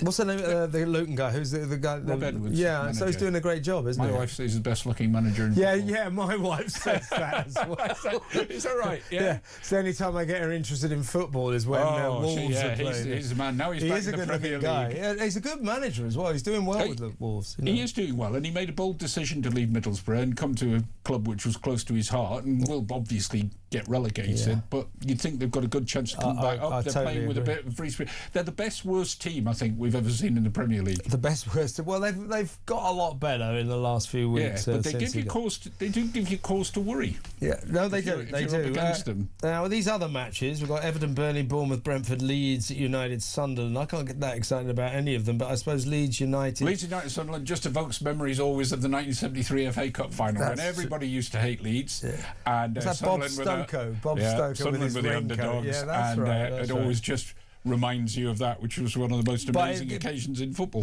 But important for Leeds, of course. Important for Leeds, who I think will get out. I don't see them going down. They're too good, I think. Well, let's. I mean, I can't get that excited about any of these matches. We've got the FA Cup at the weekend, and you can't get excited about that either. I never get all that excited. Well, we got Southampton. Fulham have got Southampton. Well, that's good. I know. This could be your year. We're on a cup run. Your year for the cup. We're on our way to Wembley, folks. Right, Thomas Tuchel, though, has been at the rugby. He has. But will have a selection headache when it comes to deciding on his England squad for the World Cup. In what respect? Well, because there's a lot of players who are out of form. There's players who are injured. Jude Bellingham being one of them. We haven't got the obvious back of Harry Kane. We're not sure who plays on the left side. All of that. Will there be a World Cup at all? I would actually wonder, because I hadn't thought about that. Hey, who can say? So yes, look, he has some dilemmas, but he's got a bit of time to work it out. We've got some friendlies coming up soon. But in the meantime, Thomas has gone down to Pennyhill Park to impart his wisdom on the rugby union players who, of course, can't win a game. And they must have thought, was England v Italy? Well, that's the sort of thing that a football manager would be interested in. How do you beat Italians? So Thomas has been down there. It's quite a common thing, this, motivational speeches from other coaches from different sports. Matt Weston, the skeleton racer who won the gold medal, he's been down there as well. So they're getting a bit of motivation from winners, because they don't know how to win at the moment, the England rugby team. And if they lose to Italy, there's going to be big trouble this weekend. And they really shouldn't lose that. Yeah, but I wouldn't put it past them. All right, let's talk about the FA Cup. Manchester City looking good for their fifth round. To the FA Cup. Yeah. Really? Yeah, Newcastle. We've got a whole host of Premier League games to come this week. Let's talk about Newcastle. How's Newcastle going to get on? How are Newcastle going to get on against City? We're probably going to lose. Because we just do terrible against Manchester City, but thanks for asking. Yeah. I can't think that far ahead when we've got Man United at home on Wednesday night. Who are they playing? Newcastle v Man United. Oh God, I forgot about that. Sorry, Wednesday I jumped night. ahead. You've jumped way ahead to the FA Cup. Are you going to win? You can never tell, can you? You can never tell, no. Okay, fantastic stuff, Sean. Sean Custis there, head of sport at The Sun. When we come back, more on Donald Trump, Keir Starmer, war in the Middle East, you name it. We're going to talk about it. So much going on. Get your phone calls in 0344499 1000. See you straight after the news.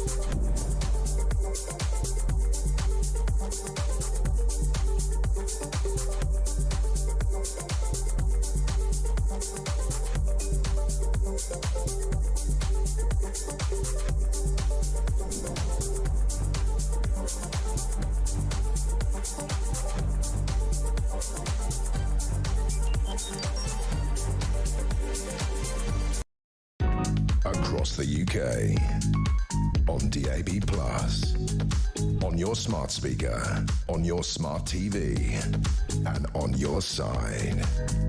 This is Talk.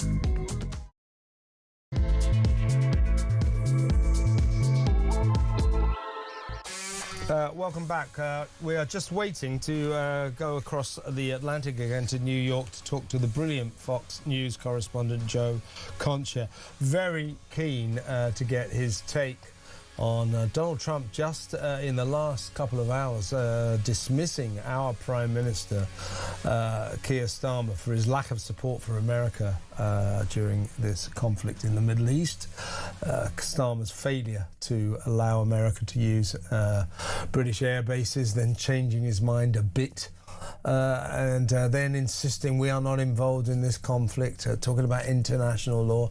Donald Trump making his contempt for our current Prime Minister very clear by comparing him to arguably our greatest ever Prime Minister, Winston Churchill, the leader who took us through the Second World War.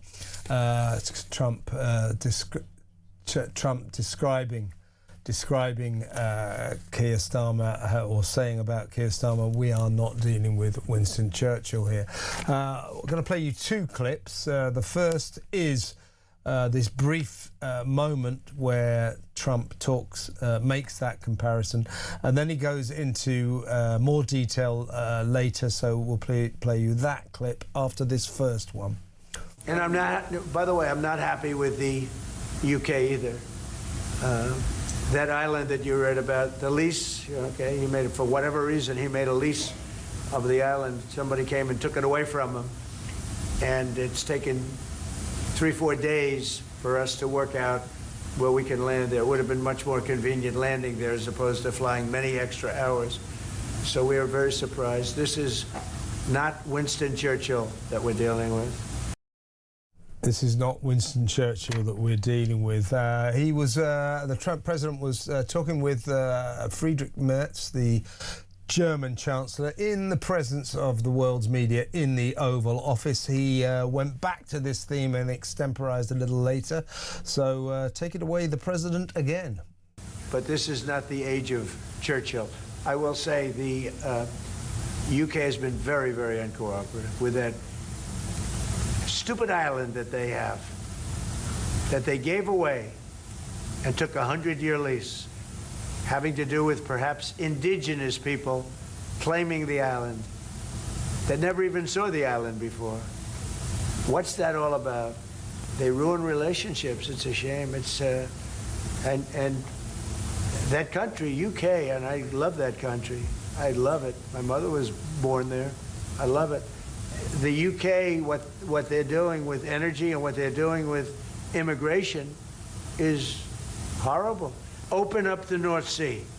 They got windmills all over the place that are ruining the country, ruining the landscapes, ruining the beautiful fields. They buy their energy from Norway, which gets the energy, the oil, from the North Sea. So Norway drills in the North Sea and sells it to UK. And UK has a better part of the North Sea. The energy is through the roof, the highest in the world. And the immigration is, I mean, look, you have places where in the UK, you have a terrible mayor of London, terrible, he's an incompetent guy.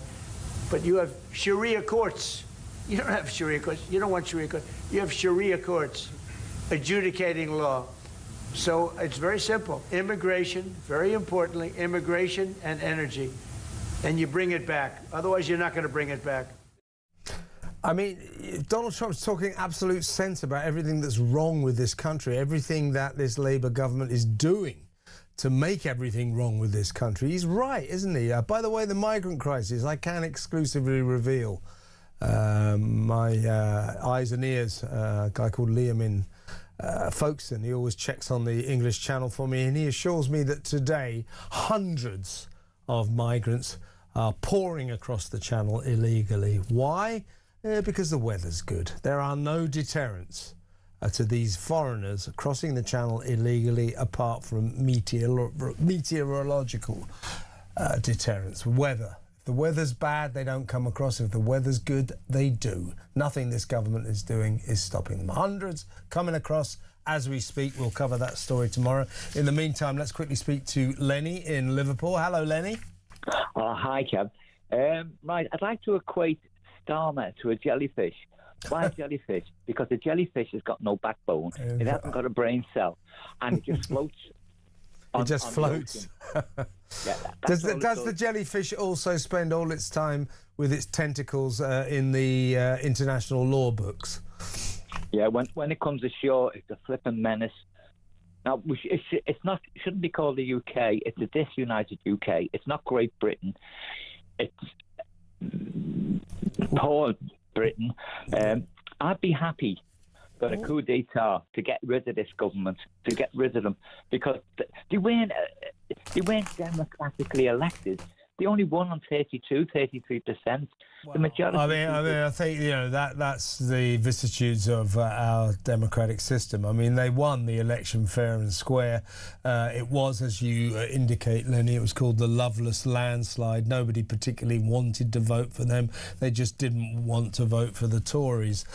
So they're in their position fair and square, but they're making one hell of a mess of this country. How did you feel this morning when you learned that we are now relying on the French Navy, French warships, to protect British personnel in Cyprus after the Iranians fired 2 missiles at us?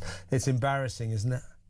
It's the inability of this government to look after the interests of our country. It's total inability. It really is. It's an embarrassment, Lenny. It's a humiliation. I couldn't agree with you more. Listen, I've got to move on, but thank you for an excellent call. Lenny in Liverpool. Right, we've managed to make a connection, I'm very pleased to say. So let's go across the Atlantic to New York and talk to Fox News correspondent Joe Concha. Joe, good to have you on the show. Great to see you, Kevin. How are you? I'm very, very well. Now, I don't know if you've been monitoring events in the White House, in the Oval Office over the past couple of hours, but they've been particularly humiliating for those of us here in Britain, insofar as President Trump has expressed his sheer contempt for our Prime Minister, saying twice, we are not dealing with Winston Churchill here. He, of course, refers to the fact that Starmer refused to allow America to use British air bases to launch strikes on Iran, then sort of slightly U-turned and said, well, you can use them in special circumstances. He's made a big thing of standing up in our parliament to say, Britain is not involved in these air strikes on Iran. We have completely disassociated ourselves from America in this respect. The president says he's very disappointed in Britain and that he never thought he would see Britain behave in this way. What are your thoughts, Joe? I think that obviously the president is very disappointed. And as you said, this isn't Tony Blair that we're dealing with now at this point, or obviously Winston Churchill, where this should be hand in glove as far as the U.S. working with who Trump, I believe, considered probably to be outside of Israel, or maybe even higher than that. Our greatest ally, the United States, is the United Kingdom. And for Starmer to kind of stammer on this and just not join the U.S. in helping to complete this mission swiftly. We're already 4 days in, and so many capacities that Iran had as far as ballistic missiles. Obviously, their nuclear capabilities was taken out during the 12-day war for the most part. We thought we had Britain had our back here in this situation, but apparently not. And Donald Trump has Irish amnesia, we call it here, Kevin. That's where you forget everything but the grudge. I have a feeling that this grudge is going to go on for quite some time. Yeah, I mean, the Prime Minister, with his attitude to all of this, his obsession with international law, has effectively, if not destroyed, seriously damaged the special relationship, hasn't he? Oh, absolutely. I mean, again, this was considered a layup that, of course, Britain's going to let us use their airfields in order to be able to conduct these strikes without having to go around certain places and just make it a lot more complicated. So I would think that Starmer, after everything that's happened in your country as far as mass migration into London and to other places of the UK, obviously not a good thing overall, that this is something that he would totally support, because we want a stable Middle East. We don't want mass migration anymore. And with Iran being under control, that sort of thing wouldn't happen anymore, especially terrorism that is exported through Hezbollah and Hamas and the Houthis and so on. It's just a head scratcher why Starmer is acting this way.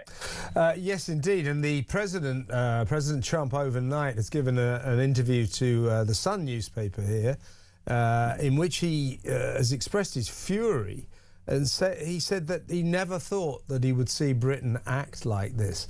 My view on this, Joe, is that, you know, what we should have done as a nation was instinctively supported our oldest friend and ally, America, and for that matter, an old friend and ally, Israel. We should have just said we stand shoulder to shoulder. We support you.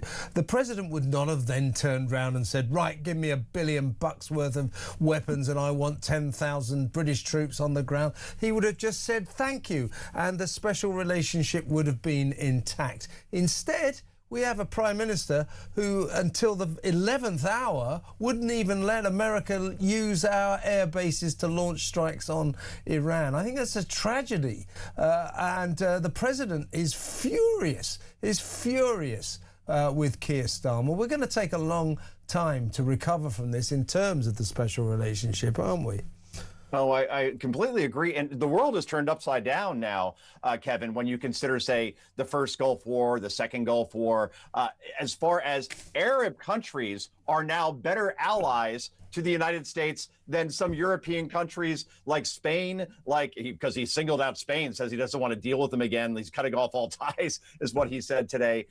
France, obviously, he's disappointed with as well, and Macron, and then Starmer in the UK. So while Saudi Arabia and the UAE and Bahrain are all working with the United States 100%, that's the irony, that the Arabs are aligned now with the United States, and some of Europe, not all, is not being helpful. We'll put it in the most generous ways possible. Yeah, certainly. And even Mark Carney, the Canadian Prime Minister, and indeed Australia, both countries not exactly best friends with Donald Trump, they wasted no time in offering unequivocal support to what America and Israel did to Iran. You know, to get rid of that evil, tyrannical regime, the Ayatollah's torturous regime, I think was a good thing to do. You can argue about when and if and they should have done it. That isn't the point. I think when your close friend and ally does something, you offer support. And the fact that we haven't done that is a travesty, an absolute travesty. And I can understand the president's fury. Do you mind if we move on to something far more important, Joe? Sure. And that is, of course, you have your soap operas over there, don't you? The Bold and the Beautiful and Days of Our Lives, all those excellent... General Hospital. But none of them compares to America's favourite soap opera, that is The Clintons. And they have been testifying to Congress about the Epstein files, both Bill and Hillary. Now, we'll play a bit of video in a minute, but when Bill Clinton puts his hand on his heart and said, let me tell you, I did not have sexual relations with Epstein's women. Do we believe him? Oh, boy, it must be Rhetorical Tuesday. Yeah, that's... given the track record here, Bill Clinton under oath is as believable as, say, Bernie Madoff, right? Like, this is not like the Baghdad Bob of U.S. presidents. Yeah. Look, it's fascinating to watch. You know, you almost feel sorry for the Clintons. It's hard to do that. But obviously, Bill Clinton was on, that plane 27 times. Now, that doesn't make him a pedophile necessarily, but the guilt by association looks pretty bad for him right now. But it was notable that he said that he felt that Donald Trump saw nothing. He saw nothing in terms of Donald Trump doing anything wrong. And again, we could repeat that if Barack Obama or Joe Biden, Democrats, when they were in power, if they actually had something in the Epstein files that would hurt Donald Trump, it would have come out a very long time ago, certainly before he became president. So, yeah, this is what this is all about. Can we get Trump on Epstein? And it's not going to happen. Clinton probably... my wife just asked me this. I'll share this, Kevin. It's fine. Go on. She said, I'll be 10 seconds.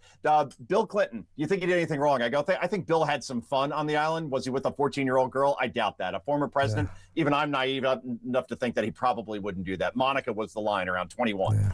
I guess, but that's only my own feeling. I like when they said to him, do you like young women, Bill? And he said, I do not like underage women. They said, we didn't ask you that. We said, do you like young women? Let's have a quick look at Bill.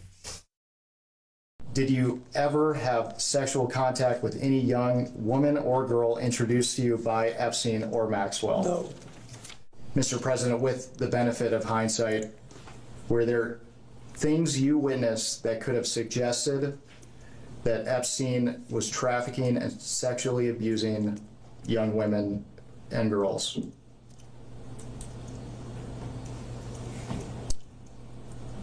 I do not believe so. Okay, that's Bill, but still denying sexual relations with women. As you say, he had some fun on Pedo Island, but he insisted that he never saw any wrongdoing. Yeah, right. And here his wife getting very high-horsey about the whole congressional interrogation. Watch this. I'm going to answer your question. Now you're going to yell This at was me? what I spent You're my going to yell at time me. doing. I'm a survivor trying to look out for other survivors, trying to and get I them was out of taking it. care You of waited the 6 people months who to lost get here today. 3,000 6 months, lives and now you're being at World defiant Trade and Center. indignant today. You asked me I have about met Howard with Epstein Lutnick. survivors. I'm a survivor myself. You have emails. You've denied that Jeffrey Epstein, that you tried to get Jeffrey Epstein to give money to you. I did but not. Howard Lutnick was If used you to have an get email money. with me asking Jeffrey Epstein I have for an money. email from Howard Lutnick sending it to what's Jeffrey the Epstein and his people to I raise don't- money for I don't you know about- for an event, an intimate event for you. And then, Joe, she stormed out because somebody had taken her picture and that was against the rules, apparently. But, you know, look at the Hillary Clinton there. I mean, and I do feel I hate to say this, I feel slightly sorry for her because this isn't her fault. This is Bill's fault. This is her philandering husband's fault. Yeah. But she can take it, she can hand it out, but she can't take it, can she? She does not like to be put on the spot like that. Oh, no. There's an old movie here called Dirty Dancing here in the United States with Patrick Swayze. You know, never put Hillary in a corner, I guess is what we're trying to say, or a famous line from that. That certainly seemed very, very defensive, very angry. And you got to wonder in Hillary Clinton's mind, like after the whole Monica thing came out and she was completely humiliated as first lady, she's probably rethinking like, maybe I should have dumped Bill then, and my life might be a lot different now. That's all I can say about that. Well, they usually, these kind of dumping and the divorce dramas in the soap operas, they usually let them drag out for years before it finally happens. So fairly soon we should get the climactic episode of America's favourite soap opera, The Clintons. It's funny stuff to watch, but a serious topic, I suppose. But Joe, really good to talk to you. Come on again soon because I think there may be a lot to talk about, if you know what I'm saying. That was cheers, Joe. Take care. Joe Concha there, Fox News correspondent, talking about not Winston Churchill, Keir Starmer. He is not Winston Churchill, is he? I mean, that is an embarrassing moment for this country. It's an embarrassing moment in the White House Oval Office for this country. The president's contempt for this prime minister being played out to the entire world. It's just humiliating. And then the French defending our military airbase in Cuba. The French warships defending British military personnel because we didn't get our act together. Now we're sending HMS Dragon there and helicopters, anti-drone equipment. That boat will get there when? What is it, Tuesday? I mean, when will it get there? Weekend? I don't know how long those voyages take, but it's going to take a while. Your thoughts on that, Keir Starmer? Just how far from Winston Churchill is he? 0344 499 1000. When we come back, we'll take some calls. 0344 499 1000. I'll read some of your messages. I don't know if we've got any WhatsApp voice notes, but if we have, I'll play them. And we're also going to talk to Simon Danczuk, former Labour MP. So much still to come. Stay tuned.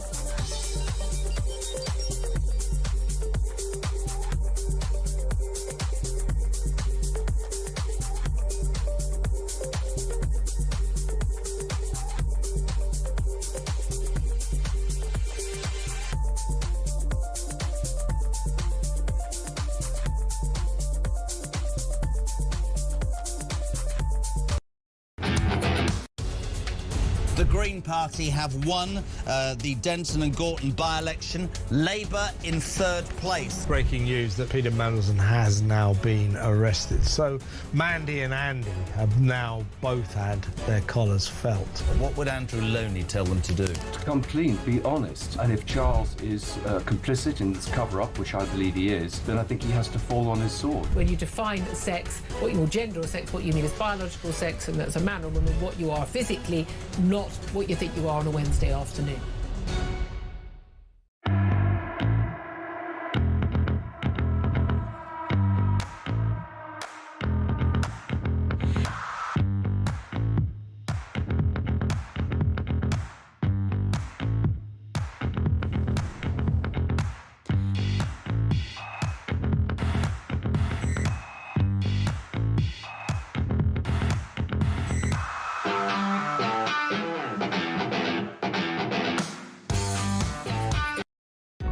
Across the UK, on DAB+, on your smart speaker, on your smart TV, and on your side. This is Talk. Welcome back. Been a very busy show. We've been changing plan on the hoof all the way through because we cut at one point live to the Oval Office at the White House, where President Trump was entertaining his guest, the German Chancellor Friedrich Merz, plus, of course, the world's media. And he suddenly came in respect of our Prime Minister Keir Starmer and Keir Starmer's lack of support for America, his insistence we are not involved in this conflict against Iran, his failure for a long time to even allow the Americans to use our air bases to launch strikes on Tehran, changing his mind at the last moment, but only sort of equivocally, not particularly. The President very, very disappointed in our Prime Minister. The special relationship right now lying in tatters. This is what Donald Trump said about Keir Starmer. And I'm not, by the way, I'm not happy with the UK either. That island that you read about, the lease, okay, he made it for whatever reason, he made a lease of the island. Somebody came and took it away from him. And it's taken 3-4 days for us to work out where we can land there. It would have been much more convenient landing there as opposed to flying many extra hours. So we are very surprised. This is not Winston Churchill that we're dealing with. Let's go straight over to my next guest, former Labour MP, Reform UK now, Simon Danjuk. Simon, welcome. That was a particularly low moment for this country. I was already feeling, and I know a lot of my audience were as well, sure you were as well, I was already feeling humiliated by the fact the French Navy, French warships, are currently protecting British military personnel at our airbase on the island of Cyprus because we're not there and because we have not in any way responded to Iran firing 2 missiles at that airbase, one of them a direct hit on the runway. Are we now a nation that just doesn't bother to do anything about that? We let people do that to us and then we let the French defend us? But the president there saying, Keir Starmer, this is not Winston Churchill we're dealing with here. This is embarrassing, isn't it, Simon? It's exceptionally embarrassing. I've never, in my 40 years in British politics, I've never seen anything quite like it. I mean, Donald Trump's comment is probably the biggest understatement in British politics. Starmer is certainly not Winston Churchill by any stretch of the imagination, is he? Talk about indecisive, a complete lack of preparation. Everybody and his dog could see that there was a good chance Iran would attack. That's been known for weeks upon weeks. He does nothing to prepare. And then when we are attacked, he still is indecisive and takes no action. And now finally is beginning to send a ship out there, a Navy ship out there, which, as you just pointed out, will take days upon days to arrive. I mean, you could not make this up. He's supposed to be defending Britain. You know, an interesting point that I don't think anybody's touched upon, Kevin, is how long John Healey, the Defence Secretary, will put up with this. Because you might recall he was interviewed on Sunday on a number of How can I forget? I remember what he said. It was disgraceful. I don't know whether he was forced to say it, but he actually tried to maintain to the British public on television that those 2 missiles, not one, fired from Iran, exploded, one on the runway, one just outside the British airbase. That was an accident and indicative of the fact that the Iranians were just spraying out missiles everywhere, and who knows where they might land. What a nonsensical thing to say. We were directly targeted, and as a sovereign nation, we should have bloody well responded, not just have shrugged our shoulders and say, oh, the French around, could they help us? This is a disgrace, isn't it? Yeah, it's a total disgrace, and you're right to highlight it in the way that you have. John Healey's been found wanting, but I think he would be more hawkish on these issues, knowing him as I do, and having followed his political career. I would think he would be more hawkish on these issues, and he's been held back by Keir Starmer and Lord Hermer. I think that's the reality of it. And how much longer John Healey will accept this position, I'm just not sure, because he's being made a fool of. Let's be honest about this. He's always been held in high regard cross-party in the Commons as John Healey. But I have to say he's been made a fool of. And how long he stays with this, I do not know. Let's talk about the Prime Minister and indeed his close human rights lawyer mate Richard Hermer, the Attorney General, and their obsession with international law. Make no mistake that Britain's failure to support our great allies, America and Israel, on this Middle Eastern war is down to the fact that Richard Hermer told his human rights lawyer mate Keir Starmer, this is against international law. They've broken international law. This is the sacred worshipping point for our Prime Minister. International law, international law. International law is a handy construct now and again. Basically, though, it doesn't amount to a hill of beans. If you look at the tenets of international law, it's almost certain that America and Israel broke international law when they bombed Tehran, when they bombed Iran, when they launched that attack over the weekend.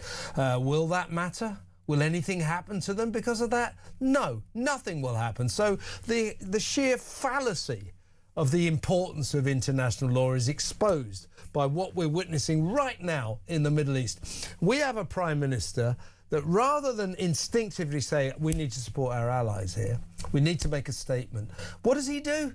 Just buries his head in an international law book and then starts making statements in the Commons about legality and what the law is. And this guy is not up to the job. That is not good enough, is it, Simon? It's not good enough at all. And there are 2 important points to make here. The international law is all down to interpretation. So you can find lawyers that will give you a different view to what Lord Hermer does. And then the other point to make here is that the British public haven't elected an international lawyer to give them advice. They've elected a political leader in the Prime Minister, and they expect him to make decisive decisions, not based on interpretation of the law, on what is best for Britain. And his action so far, or his inaction so far, has not been in Britain's best interests. The other significant point to make is that everybody believes, who's following politics, and most people believe who's following British politics, is that he's looking over his shoulder at the Muslim vote in Britain. And that's the reality as to why he's being indecisive and won't take action against Iran, because a lot of Muslim voters in Britain are very sympathetic to Iran. And that's an alternative view as to why he's being the way he is. I think it's a little less an alternative. I think it's obvious, Simon. We are looking now at a situation, very frighteningly in my view, that clearly indicates that British foreign policy is being dictated by the result in Gorton and Denton last week. in the by-election. Given that the Greens won on a Muslim ticket, as you quite rightly say, Keir Starmer is terrified to condemn Iran too much in case he offends the Muslim vote in this country. This, again, that's scandalous. Oh, absolutely. And Keir Starmer went before the Parliamentary Labour Party last night at 6 o'clock every Monday evening when Parliament is sitting. All the Labour MPs and Lords come together. Very big meeting in Parliament. And last night they were addressed by Keir Starmer, and he tried to pacify them and satisfy them. But he got some difficult questions, not least because, as you say, the challenge from the Greens. And opinion polls are showing that they are on something of a bounce since the Gorton and Denton by-election. They're doing much better, and Labour are collapsing in the opinion polls. Starmer's ratings are just through the floor. I mean, he's one of the most unpopular prime ministers Britain's ever had.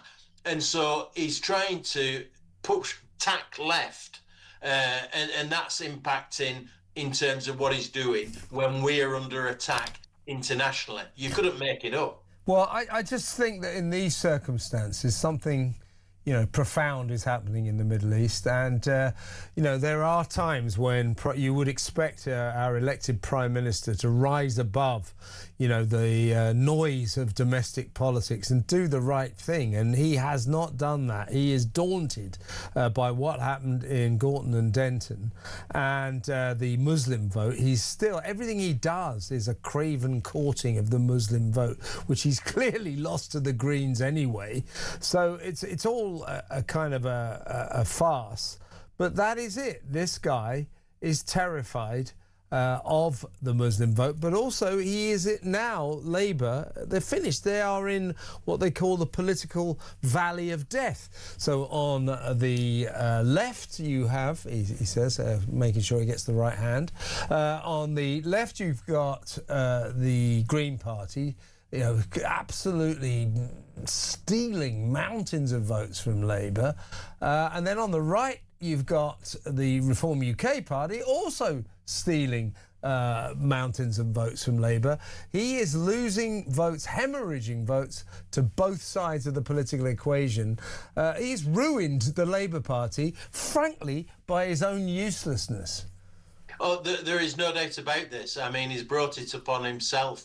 And Labour MPs must be struggling in terms of what they should do. They don't have an obvious replacement. That's one of the problems. Then they're waiting until the May local elections to be over with, and disaster to strike there when literally nobody votes for them. They only managed to come third in one of their safest seats in Gorton and Denton.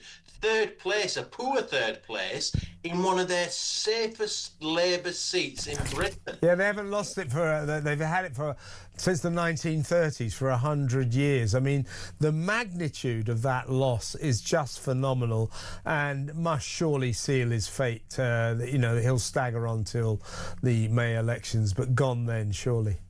Yeah, I don't know if he can even last that long. I mean, he's been found wanting on this issue. Some doves, as you might call them, they'll be happy with his position. But the vast majority of Britain want people to stand up to being attacked. And he's been found wanting on these issues. There's no doubt about it. I think this is yet another damaging situation for Keir Starmer. Yeah, I think he's a moral coward. He looks terrified. He looks like a frightened fox caught in the headlights at the moment, and he's clearly hugely out of his depth. Simon, fantastic to talk to you. Thank you so much. Simon Danczuk there, former Labour MP, now Reform UK. Let's go to break, and when we come back, it's time to find out what is in the pages of Britain's favourite newspaper, The Sun, with Will Barker, Deputy Head of the News there at that paper. So that next, stay tuned.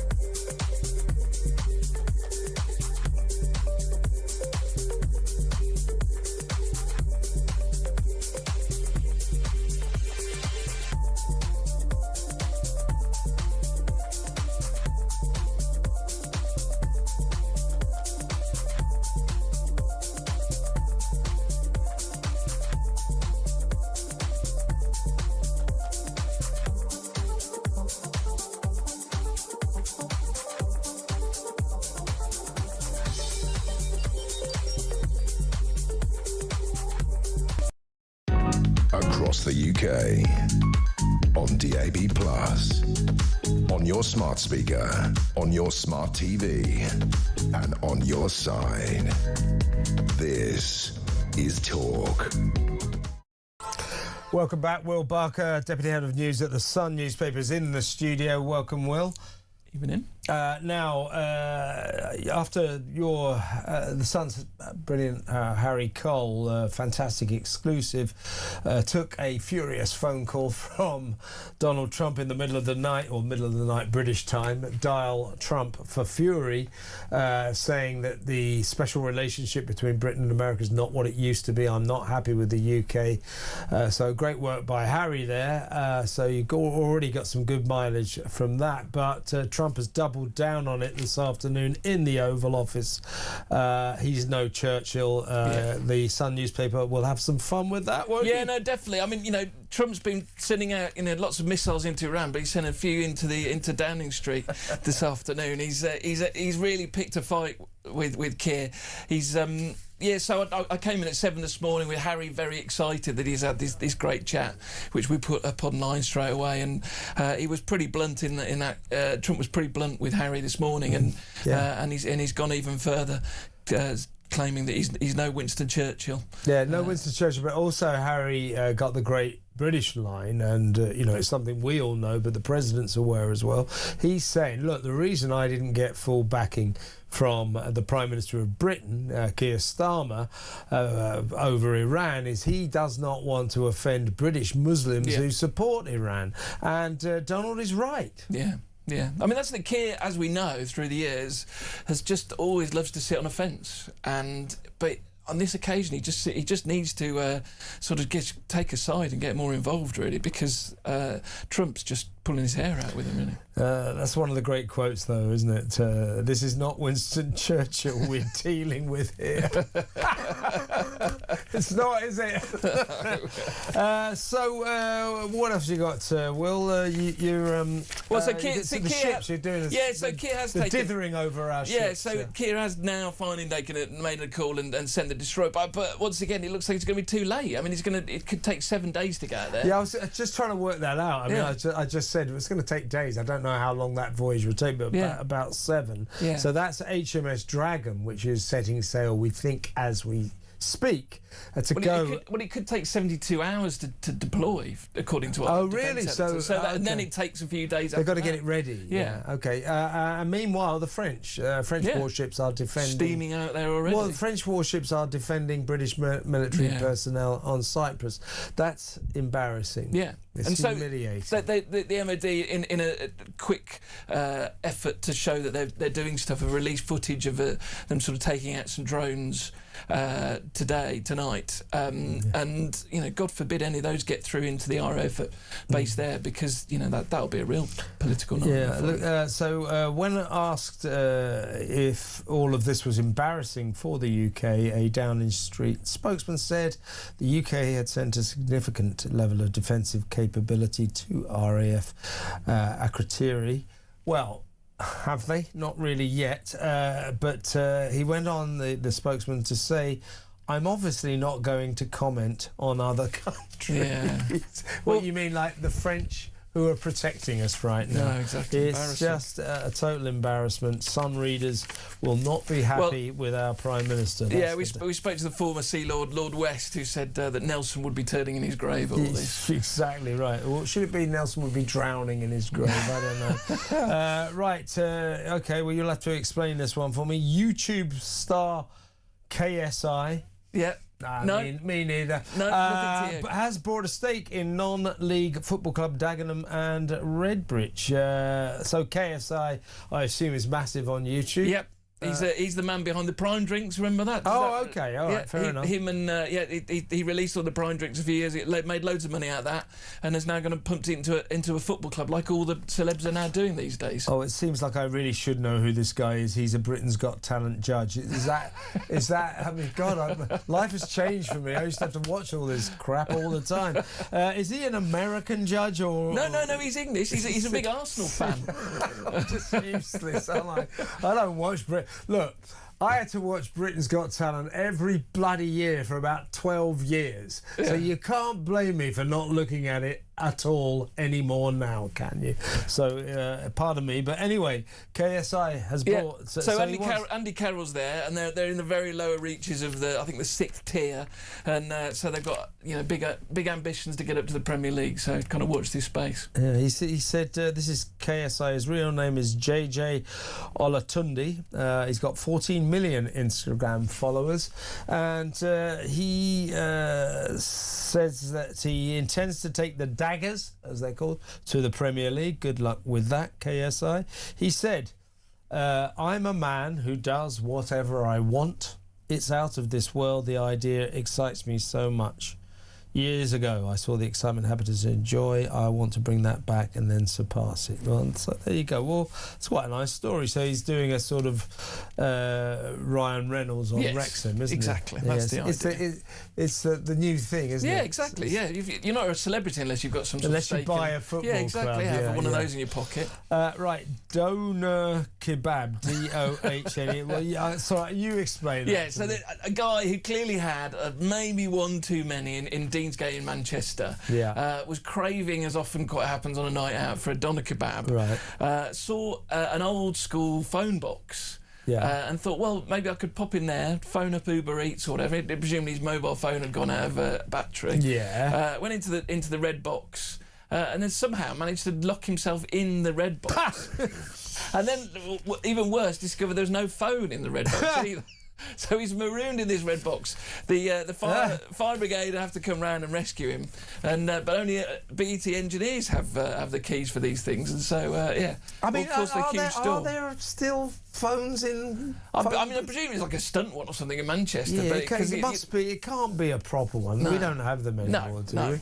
That's extra. So, hang on. So, how long did it take to get him out? I'm not entirely sure. I think it was sort of minutes, but it took them a long time to get the engineer out. Oh, to that's them anyway. right. So they did that. So Deansgate, big street in Manchester, of course. The crews finally managed to force the lock there, to force it open, and the sheepish-looking man stepped out and shook their hands. I wonder if he went off to get a doner then. Will Bucker, brilliant stuff. I look forward to that's all in the Sun tomorrow, folks. Get a copy. Sounds like a great issue. Thank you very much to Will Barker, Deputy Head of News. Now, next up, your calls, your WhatsApp voice notes and your messages, so stick around.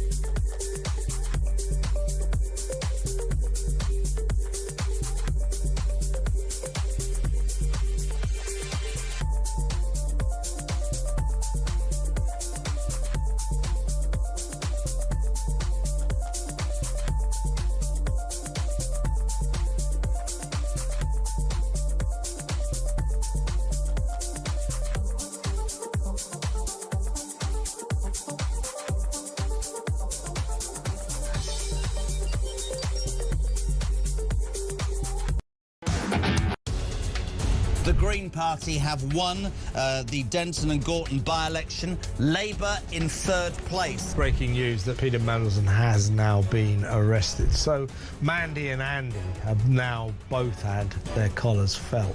What would Andrew Loney tell them to do? To come clean, be honest. And if Charles is complicit in this cover-up, which I believe he is, then I think he has to fall on his sword. When you define sex, what your gender or sex, what you mean is biological sex, and that's a man or woman, what you are physically, not what you think you are on a Wednesday afternoon.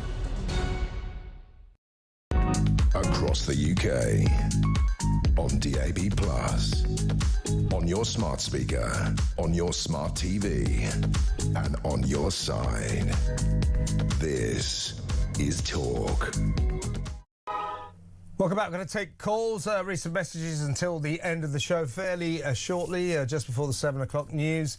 Peter Cardwell will be in the studio to let you know what he's got lined up for your delectation from 7 p.m. until 10 p.m.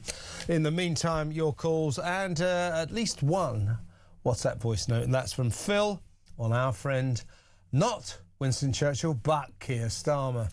It's Phil from South Africa. I live in Durban for 10 months of the year, but I'm English. Just to say that all the people I talk to down here can't believe what is going on in our country. They think we're embarrassing ourselves. They are embarrassment. They say, what have you done to your country? You were once a great power, and now you're just a nothing. It is so embarrassing, Kevin. Great show. Phil is right. Thank you, Phil. Excellent voice note. This is it. I mean, James Price was right earlier. You know, I'm getting very furious about it all, and I am angry about what Keir Starmer's done to this country. But I suppose overridingly, you've got a sense of sadness that we have sunk so low, that we've become so irrelevant. We've got some little man droning on about international law and legality, and no other country cares about us. We're not even protecting our own British military personnel in Cyprus. France is doing that for us. What has he done to us, this man, Keir Starmer? What has he done to us? It's unbelievable. Let's go to the phones. Let's talk to Paula in London. Hello, Paula. Hi, Kevin. Hi. Okay, bear with me. Yes, of course. I'm not sticking up for Keir. I was coming home and I was talking to an Iranian neighbour, and I tried to find. I'm not fully versed on the history of that region. Yeah. I've spoken to an Iraqi friend. He's he's one of the doctors. He's actually a legit doctor. I asked him about what his views are and why this is all going on. He just said, I want everyone to be happy. So he doesn't want to go into it. Fair enough. Spoke to the Iranian, and he's got an absolutely different point of view. What's he saying?